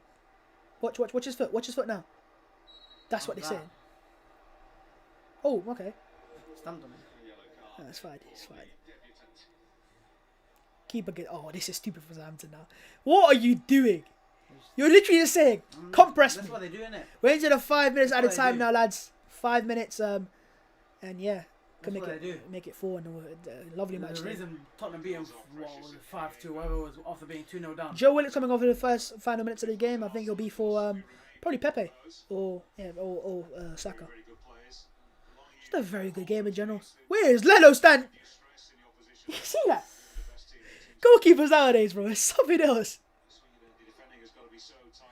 Louisa behind, looking for Pepe. Good defender with Bedrick again, very solid. So he signed a new contract for them now as well, isn't it? Jan Bedrick. Willian's holding himself down as well, holding his knee almost. Valerie there. He is a foul, but I don't know how much of it is. No, nothing. He just clattered him, that's all it is. It's not unlucky, if to be honest, he's just going for the ball. He's even pulled out to an extent. Yeah, it's unlucky. It's a foul, but it's unlucky. But with Willian, right, he was a main part of one of their title wins. Consistent player, you know, so he can't be that bad. Who's got off? Is Pepe got off? Pepe, you walk off quick now, bruv. Yeah, he walk off the side. He's like, yo. He ain't trying to get in the red card. Yeah. But does he start against United on thing if Aubameyang's not available? He probably does. Oh yeah, surely. Yeah, he probably does. There's no one else unless he's trying to start Willian. Maybe Martinelli, you know? No, Willian won't start. Unless injuries happen, then Willian won't start. I think Pepe will start if Aubameyang's available, and I don't mind that. David Luiz. Oh, hang on!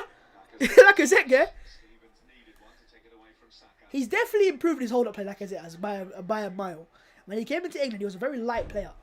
A bit like Ian Wright, you know. That's what they used to call him, Arsenal fans. Like a bit like Ian Wright in his stature and size and so and so. But you learn quick that if you're like that, you're just gonna get bullied. yeah, and he's now physiqued up a bit. There was a while where he was just twerking, like that was his name, Alex. His development period. Alex Worker, development period, yeah. But no, this has actually been one of our better performances to an extent. He had that period where, trust me, like he was hated by me specifically. But yeah. El Neni working hard. Trying to win it back. Look at him. Goes again. Good. He's never scored a Premier League goal, I think. The closest he's come when he broke the bar basically against Chelsea. But he scored it at Nou Camp in the Champions League. Knockout stages. You don't remember that? No. Outside the box. Banger. What? What was the score? It was a Messi Suarez Neymar days. Do you know the Emirates was? Remember Kate said in the vlog? Oh yes. So that they won 2-0 at the Emirates. Well, we could have won that game, you know, if Chamberlain took his chances. But yeah, 2-0 at the Emirates, and then MSN. I think it was Suarez scored a banging goal at Nou Camp when he chinned it, but it was like top corner volley. But El Neni made it 1-1 in that stage. We had Sanchez and Ozil, man. El Neni scored, but Nou Camp, bro. The Champions League days. Knockout stages, bro. It's not just a groups knockout. Shameless goal in the group stages. Knockout stages. El Neni scored, bro. Who could say that? How many players can say that in the league? A lot. Tottenham players. Who? What do you mean? Knockout stages, sir. Yeah, they've scored a knockout stage. You what? No. I said knockout stages because Barcelona the Nou Camp. Oh, Barcelona. Specific, Pav. Be specific. Oh my goodness. Ball in the box. Leno. Oh. Nah, that's cool. My goalkeeper's got under control, my guy. You know that? Now, I think what it was with Leno at the start of the year was he was a bit, just, you know. I think the pressure was on him. Because Arsenal fans were looking very closely at him. Everything he does, the punching, They were looking at kicking. Martinez. Yeah, they're going, oh, this guy was so good, let's see what you are. But he's just grown into it now. And he just said, hang on now, I'm calm now, I'm a goalkeeper again. And I think maybe it was the performance of Renarson against Man City where it was like, okay, you know what? I'm Leno. Yeah. I'm not that bad. Yeah. But yeah, Bert Leno, long kick, goal kick. This game's about to end the next 30 seconds. Lovely little away win. Back into the top half. I think we're going to 7th, I think, or 8th. A point off Liverpool. No, sorry. I think 4 points, a point of Tottenham. No, sorry, above Chelsea. We're above Chelsea. You know what I mean? Yeah, Tuchel was in. We'll discuss that after the game, but yeah. We got, as it stands, we go above Chelsea, and we go 5 points off the top 4. I think it is West Ham, and they play the same games as us as well. West Ham in the top 4, by the way. Full time at the St Mary's Stadium. It is a beautiful dub, and we will take it. Yeah, lads. Full time Arsenal 3. Yeah, we've actually done it. Gone behind very early, and pulled it back. That's, you know what? If anything, that's the most impressive thing for me. And I can just take it off now. I can go, you know what? We can come back from losing positions now. Because every time we're losing, I'm like, oh, because we did it against Southampton in the FA Cup, 1-0 down first half, and then it's like, and you know what? We probably should have cut the clean sheet in that game as well. If we just stayed away from the corner. But Pepe, Saka, Laka, one very good goal from Armstrong, and he was a very good player at Southampton all day. Benrick solid for them as well, Valerie. But yeah, we take the dub. Take the dub. Dub City. Whole time. Let's change the screen over, Pav. Thomas Partey, he's walking now, he's fine as well. And yeah, lads, here we go. Let's discuss and break down the dub. So, I mean, that momentum map can't, and maybe it is, because Southampton just passed the ball around, basically. But yeah. We were just clinical. Yeah, you had one every time we went forwards, it's not like we were just clinical. We made chances. We were a threat, and that's what I want to see. And just a very good away performance. And because it's a tough place to come to St Mary's away for Arsenal, at least, you know. That year we were fighting for the title.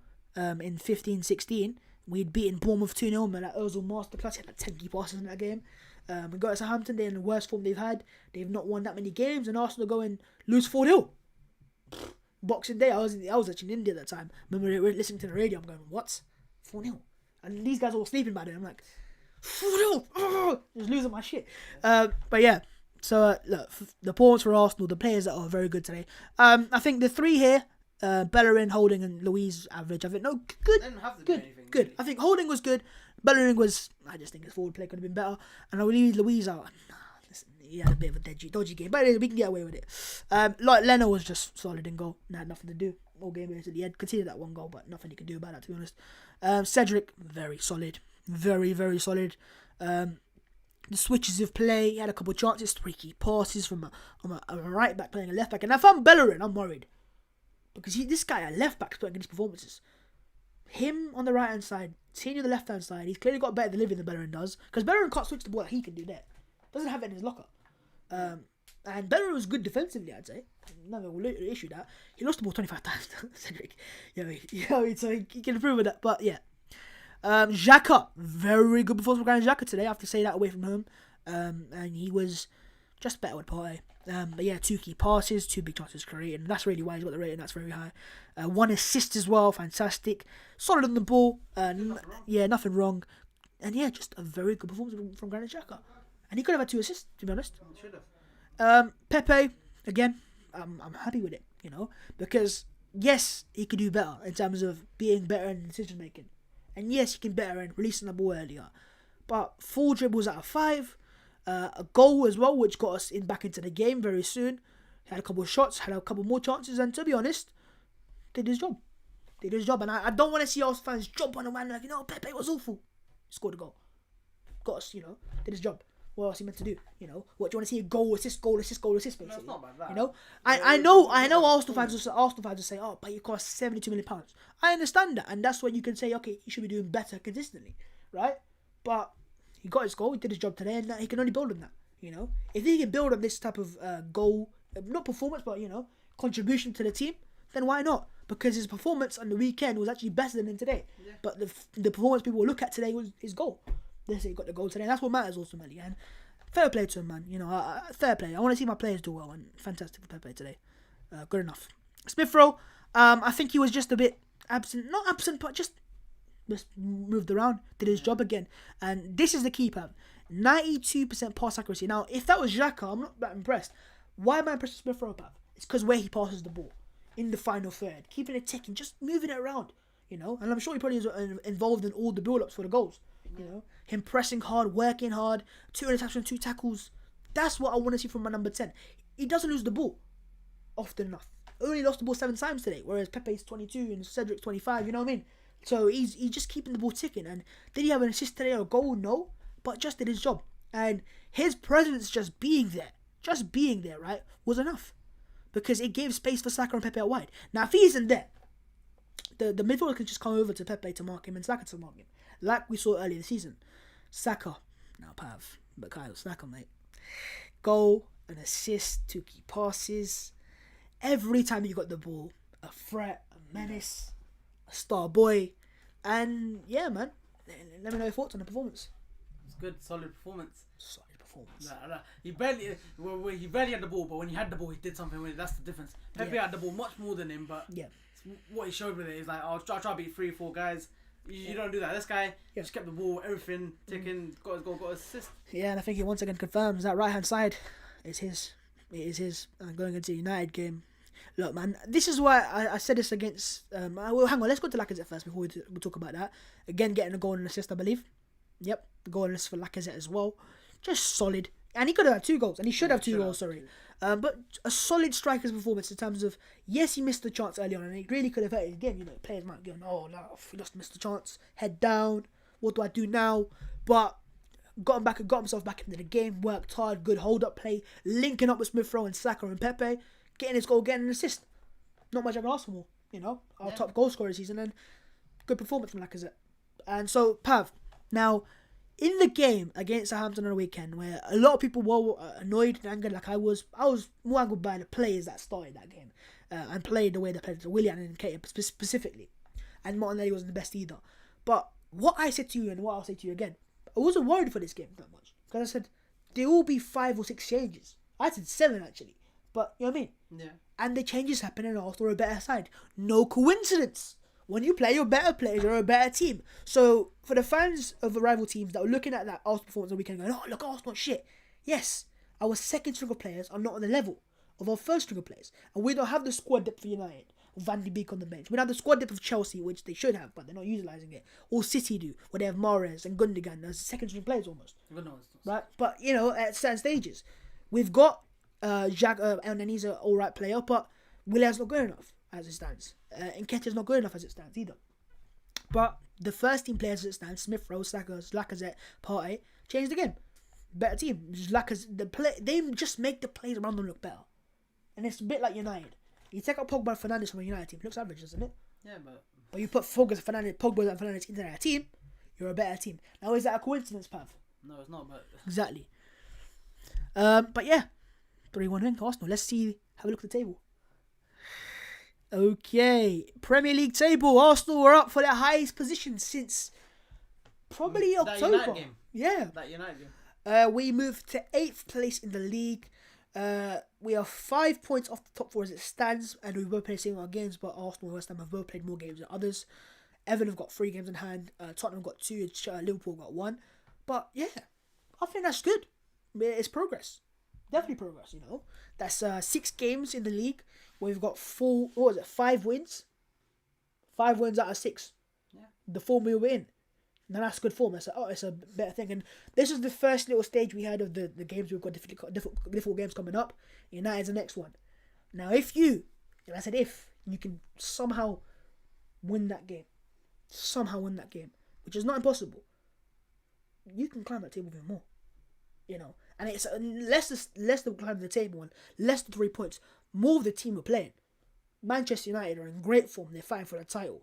Now you guys will need to win that game more than Arsenal almost, because our ambitions, we don't know what they are. Are they top 6? Are they top 4? Yours are clear. You want to win the title. You can't afford to lose a game like that against Arsenal, who haven't been in the best of forms this season. Yeah, but right now, we're better. But yeah, as a United fan, let's almost treat it like a preview, Pap. What are your thoughts going into that United game?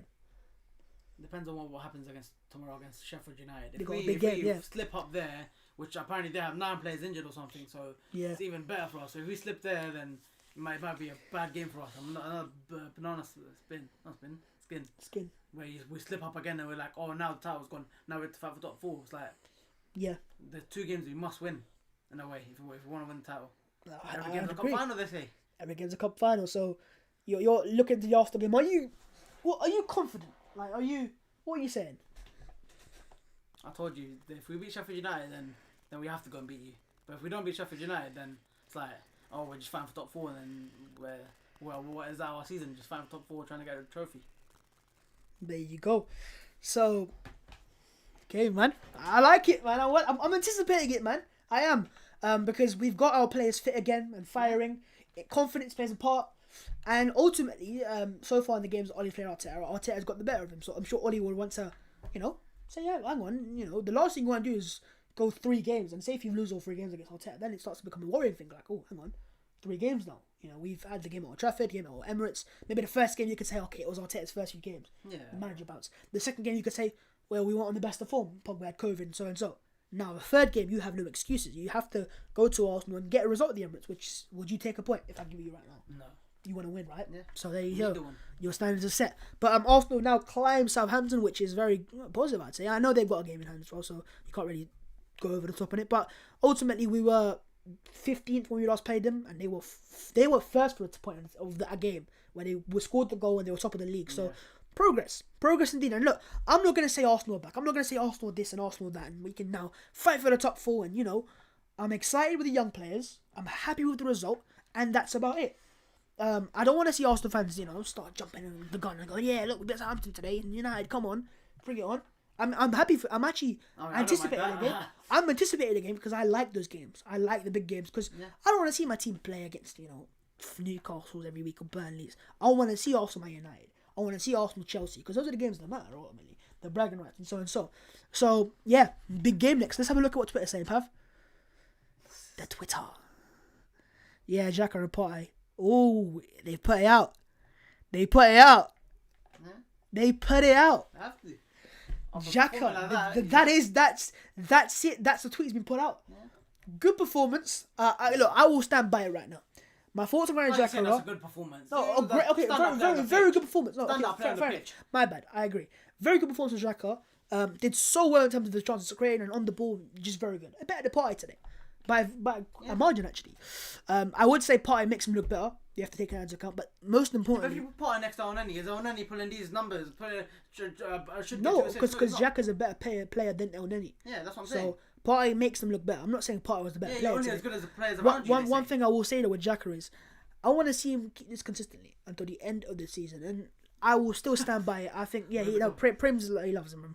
But I will stand by it. End of the season, can we improve upon him? That's what you got to look at then. Right? Is he the first thing I'm looking at? I'm going, get him out of the club, sell him. No, there's other players that you have to get out. But you think about it now, what Arsenal have done to themselves is by getting rid of the players that were meant to go in the summer, i.e. Socrates and Ozil. Yeah, we've now given us time in the summer to go, okay, now we can make more time on Xhaka. And if we do decide to say, okay, let's sell him and let's let another player next to him, we've got time to sell him and get a better offer. And he's just increasing his market value, if anything, if Arsenal want to sell him. But if Arsenal want to keep him, I think your manager wants to sell him. I don't think he's the first on the books to sell. I think players like Bellerin, for example, are far higher on that list. But I think if Arsenal are serious now, you lot are probably Bellerin on the list.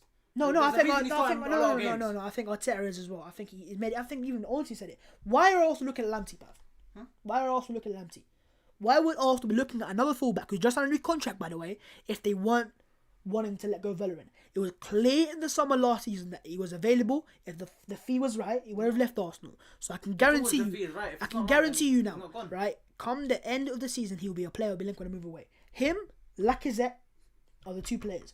I say that because Lacazette's contract is expiring in come the end of the year, he will have 1 year left on his contract. So you've got to make a decision, and I think it has to be, and that's respectful. I can't say let's keep him, give him a new contract because you've already given it to Aubameyang. You can't keep 2 of these players that he'll be 30 as well. But then Lacazette's the younger one. Lacazette's slightly younger, yeah. Performing better. Look, how are you selling the man that's performing better and keeping no, exactly. Not performing? No, but you give him the contract. You can't change that, can you? No, but you could cash in if you. No, of course. Okay, cash in on Aubameyang. What? Do you not think you can get 4 million? Maybe. Okay, live chat. Over to you in the comments. What would you do with Lacazette in the summer? I know he's in good form. He's our top goal scorer. But would you keep him and give him a new contract, which you'd have to give it to? Would it be probably a 3-year deal, to be honest? Yeah. Maybe a 2-year deal. I'll take that 2-year deal. But do you know what? Maybe it could be just a 1-year extension. Just a 1-year extension. Because what that does is it keeps his market value, and if you want to keep him, you can keep him. Maybe that's the better option to do. But I would sell him. If there's a player in the market that you think can make your team better in the longer term, you have to build on it. We've got players like Saka, Martinelli, Smith Rowe, younger players. You got Tierney at the back as well. You got Magalhaes, 22. On the market that right? you place Lacazette with? Now, exactly. Now you have to ask yourself the question: if there's not in the market and there's no one that you like and that you think can take his role over, then don't. Maybe give him a little 1 year contract or 2 year contract extension. But if there's players in the market, which Arsenal have said to look at Edouard, maybe that's the player. Now, I'm not going to say, I watch Edouard every single day, every game. I watched him a few games in the Europa League, I think it was a game against AC Milan where he scored as well. He's a goal scorer. Right? He's a goal scorer. And he's got a lot to his game, actually, to be honest. He's very strong, very good physical player. Modern day striker almost. But, look, man, we have to wait and see. But it's a decision that Arsenal need to make. But it's one that you can make, Like, you can say, I always stand by it. I want to see Arsenal competitive in 2 years' time. That's the goal. It has to be that. We're not going to be competitive next year. We just aren't. Maybe if you can sign some Bruno Fernandes out of nowhere, then maybe. Or a player of that level, the goal that there isn't available. Exactly. So, but who is a Fernandes before Fernandes? Unless you think Jack Grealish is available for Oh, exactly. I think that's look, Aubameyang gone then. there's a lot being said about Jack Grealish, right? And I don't know where it's come from, and I know Arsenal fans, they probably started it themselves. It's probably just dreams, right? Dreams FC, that's what you're going to say.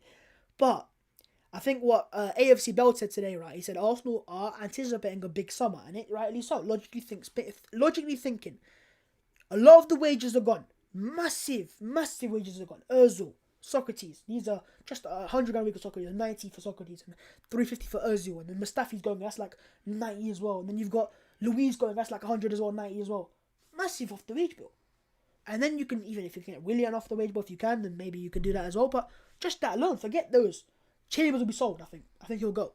Unless he comes back and has a massive remonta, he'll go. Right? Holding staying because he signed a new contract. But if he goes, you'll get good money for him because he signed a contract. So you've secured the asset there. And Ketty will go, I believe. Because I end up, and this is my thoughts, I think Balogun will stay. I think right now it's just who's going to budge first. And I think he ended up going, if Nketiah goes, I'll be the second striker or maybe the first striker if I play good. But you have to sign a contract. But forgetting Balogun for a second, I think Nketiah will go. In the summer, right? So you'll make money, man, and then if you can get Champions League football, and it's a very tough ask, but it's not impossible, then why not? To sign Jack Grealish, and I can't believe I'm saying this, but to sign him, you have to have European Champions League football. You have to have that. No. Well, Europa League, you think it's fine. Grealish. You think it's fine? It's Jack Grealish. It's not some world class player that's already like Kevin De Bruyne or something like that. Oh, so you think Jack Grealish right now has not played in any European stage. You think he's gonna be desperate to play Champions League football? Okay, so all right, fair enough then. So unless that move for Manchester United is not on, if that moves on, then obviously you have to be Champions League football. But if that move's not on, what move does he get? So are you saying, Pav, that if Arsenal get Europa League football, which probably will get the way we're playing right now, but you never know. Say if we get Europa League football and we sell Nketiah, so we make money there. You also got the wage book already open. The Kroenkes man back up the manager like they were with the party deal. If they see the right player, they've said it in the past, we'll put the instruments in place. It's not possible, is it? That 100 million release clause he has. But would you pay that? United could pay it, but are they gonna pay it? I don't think he will. The only way we pay it, I think what you've said. The only way we pay it, Paul Pogba goes. I think what you've looked at, right, and you've said, we've had enough of signing these big name players. No. Well, you think you can? Well, because we're gonna go for Sancho apparently. Yeah, but that makes sense to you. That makes sense, right? 80 million and then 100 million. No, that makes sense for you and your team. Grealish would be a great player for United, but where did he play? Whereas Sancho, you know exactly where he's gonna play, right? Right wing, left wing. If you could argue right now, if I give you just Jack Grealish or Sancho and a proper DM, what would you take? Sancho proper DM. There you go. So you've got more priorities there, if you get me. Grealish, because of Grealish's new contract and his Premier League value, experience, English tax as well. We know his value. It's 100 million. He's got that release clause. He had 80 million before. Now it's 100 okay. million. Okay, let's have a look at Jack Grealish. Don't write them off. They might win the car. Oh, talk about Spurs. Forget Spurs for a second, man. Who was your man of the match, Bavs? Well, I will say Saka because of the goal assist, but you'll say Xhaka, right? Yeah, it has to be Granit Xhaka. So Granit Xhaka, explain. Well, dominant performance. There's nothing wrong. It's like if you're gonna play Saka for his goal and assist in the game, if you watched it, Granit Xhaka would. Hey, that's what you have to see. What? Jack Wilshere marked to return to Bournemouth before they go as the Cherries reach the 5th round of the FA Cup. Hey, man. Super Jack. We're talking about Super Jack. Super Jack scores a goal. But yeah. So you said Jack, I said Saka. Hey, yo, Babs, any update on Partey's injury? Well, what I have said, what I saw was after the game, he walked onto the pitch to shake people's hands. It was cramp. The way they showed it was cramped, right? So he's fine, perfectly fine. Just a bit of muscle tightness, which happens in games like this. Smith Rowe, we don't know. Smith Rowe, I think he walked. No, I didn't see him at the end. So no, he was there. was he? Yeah, he's shaking like his hand. So Smith Rowe's fine as well. I think they both just cramps, muscle tightness. That's all it is. So yeah, they'll both be fine. Yeah, even he says that he just got cramp. Nothing serious. Xhaka and Partey is the best midfield we've had in a while. Let's not jump to that conclusion. They're good. Partey, I think, is very good, but they're working good together. And the games they play together, they look good. I have to say that. But let's see it on a more consistent period of time before we jump to the conclusions of the best we've had for a while. You know, let's just wait a little bit. Imagine Partey just spends his Arsenal career and then what? Oh, you mean? I think he means injured. Leno is amongst the years. Where is Odegaard? When is Odegaard going to be announced? Probably tomorrow. Tomorrow. You don't do a match day. Tomorrow's the day Martin Odegaard is going to be announced. You aren't getting Grealish at any cost. Listen, I'm sure a lot of people will say that. There's only a couple clubs you can go to. Fair enough. Fair enough. Yeah, there is, and I think Arsenal's one of them. I think it's possible. It's not possible, right? If Liverpool, United, Man City go for him, you ain't getting him. That's the simple thing. Cedric offers options. He does, and he played very well. Man United is one of the finest. Finest? Just like Grealish. Probably been first. I think United is probably the favourites. Favourites. Yeah. But A&E, there you go. A&E, man. Say that, not N&E. That's what you said before about Partey. Injury in it, that's what I said. Okay, what is it saying? Less partying, what a performance. Especially by Pepe and Cedric. Fair enough. Man of the match is Saka, 1 goal, 1 assist, and that's why I said that. United don't need, and that's what my opinion was. Grealish. Oh no, listen, man. If we can, need a Jack Grealish? Who doesn't? You know. I think what someone had said though, and this is a somewhat reliable source for Arsenal, is Arteta has made it clear that he wants a special player. You know, he's got some potentially special players. Saka definitely one. Smith Rowe is, I think, a very good player. But I think he wants a special. You know, that guy you can just build around. You've got Fernandes almost and Pogba special as well. We want that special experience playing his prime now as Grealish. I don't know, man. You never know. When there's an Arsenal knock. It's a different knock. I don't know, man. I don't know. We're getting gassed. It's the money wise. If you pay his money, you get the player. He's gone. Exactly. That's what I'm saying. He's not gonna think of Villa as better than Arsenal. He's gonna be like, yeah. This is what I'm saying about Smith Rowe, man. He just keeps it simple. Just keeping it simple. You don't have to get goals and assists every time. If you can just keep it simple. Saka has more goals than every teenager combined in the world, in the league, combined. Oh, let's not just go back to comparisons, but Saka's better.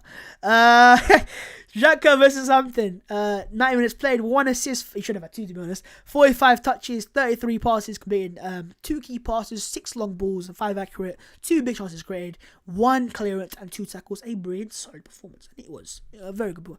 But that picture's from the game on the midweek, mate, on the weekend, so just change that, mate.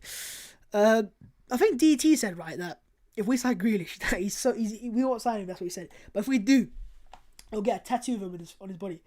Imagine that, right? But he's done it before, by the way. I think he said with Wenger something, and he had to get Wenger tattooed as well. Oh. So, and he's done it, by the way. So he lives up to the name. Good evening, Martin Odegaard, and welcome to Arsenal. But yeah, Odegaard FC very, very soon. Thoughts on Cedric? Superb at left back, solid defensively, and played some sublime crossfield passes. But hopefully, Tierney's back for the game on the weekend against United, because I think that will be massive. Cedric was good today, but there was no threat from Southampton out wide. You've got threat out wide. You know, you've got speed and counter-attacking, you know, and but what you would have then with Tierney is your wingers don't really track back. They're waiting for the counter-attack almost, right?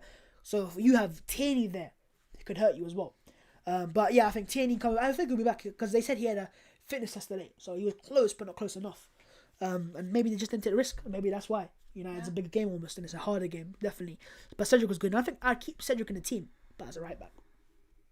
I think so, man. Right, I've seen the light. Oh, come on, man. Please. Come on, lads. Arsenal's Premier League resurgence continued as they beat Southampton 3-1 at the same areas to move into the top half of the Premier League. Yeah, mate, it's been a poor season, that. You got to give it to us. But Kyle, yeah, we've seen the stat. Wait, Rashford not scored in the league? Sorry, has Greenwood not scored in the league? Oh, he has. Oh, man. Yes. What Foden? Foden's 20. Oh, fair enough. How old is Greenwood? Is he 18 or 19? 19. Oh, he's same age as Saka. Key takeaways. 1. Saka has 9 goals and assists and assists, sorry, in 9 games, no longer an experiment. He has found his position. Cedric, another excellent game, overtaking Bellerin for now, holding same old, very competent. ESR's tactical awareness, sacrificing creativity for able pressing shows his IQ. It does. Very key point there, the final one. And that's what it was. It's pressing. People won't talk about that. 2 tackles, 2 interceptions. Pressing from the front. You know, winning that ball back. And it plays a part for Arsenal's goals. He's slowly building up his... Yo, man, shut up, man, shut up. Yeah, we've seen it. What, Europe's top 5 leagues? Teenagers, isn't it? Teenagers? Yeah, everyone had them last year. Yeah, man. Yeah. It's a good sign. Emile Smith-Rowe has never lost a game in 17 appearances. Yeah, let's not start this stat, bro. Let's not start this stat. I remember when Mustafi signed for Arsenal, right? It's the same stat when Mustafi signed. It was, he hasn't lost a game in 20, and then he lost 1, and then 2, and then 3, and then, you know what I mean? It just collapsed. Still got top 4 though. Right, did we? No, we didn't get top 4. We ended up finishing 5th that year. So, yeah. Wait, was he laughing? No, okay. But yeah. Bukayo Saka, quick little quotes. I spoke to Laka before the game. As soon as you get the ball, I'm running behind. He listened, and so yeah, obviously Saka said that. He listened. I was really happy with that, and that is just, you know, nice work from Lacazette. He just experienced. Lacazette did very well today after missing that chance. Made himself available, linked up nicely, and worked hard off the ball. I've been critical of him, but equally I have to acknowledge when he does well, and recently he has been good. Fantastic. Yo. Relax, Eddie. Oh, that is something that you don't want to see. Right. End of the day, Arsenal won 3-1. Another win. And next up, stay tuned. Manchester United. Subscribe, like, turn on the post notifications so you're notified. As Arsenal, first things first, are about to announce the signing of Martin Odegaard. And second, and most importantly, this Saturday, bro versus bro, Bav versus him, Pav, right? Arsenal versus Manchester United at the Emirates Stadium. Yeah. The big one. It's for us, that El Clasico, because, you know, Arsenal fan, United fan, and trust me, we have some heated debates. Stay tuned for the live stream. I hope to see you there. And yeah, Arsenal today, celebrate the Dub City FC. And yeah, Odegaard FC tomorrow. We will see you soon, my guys, my people. In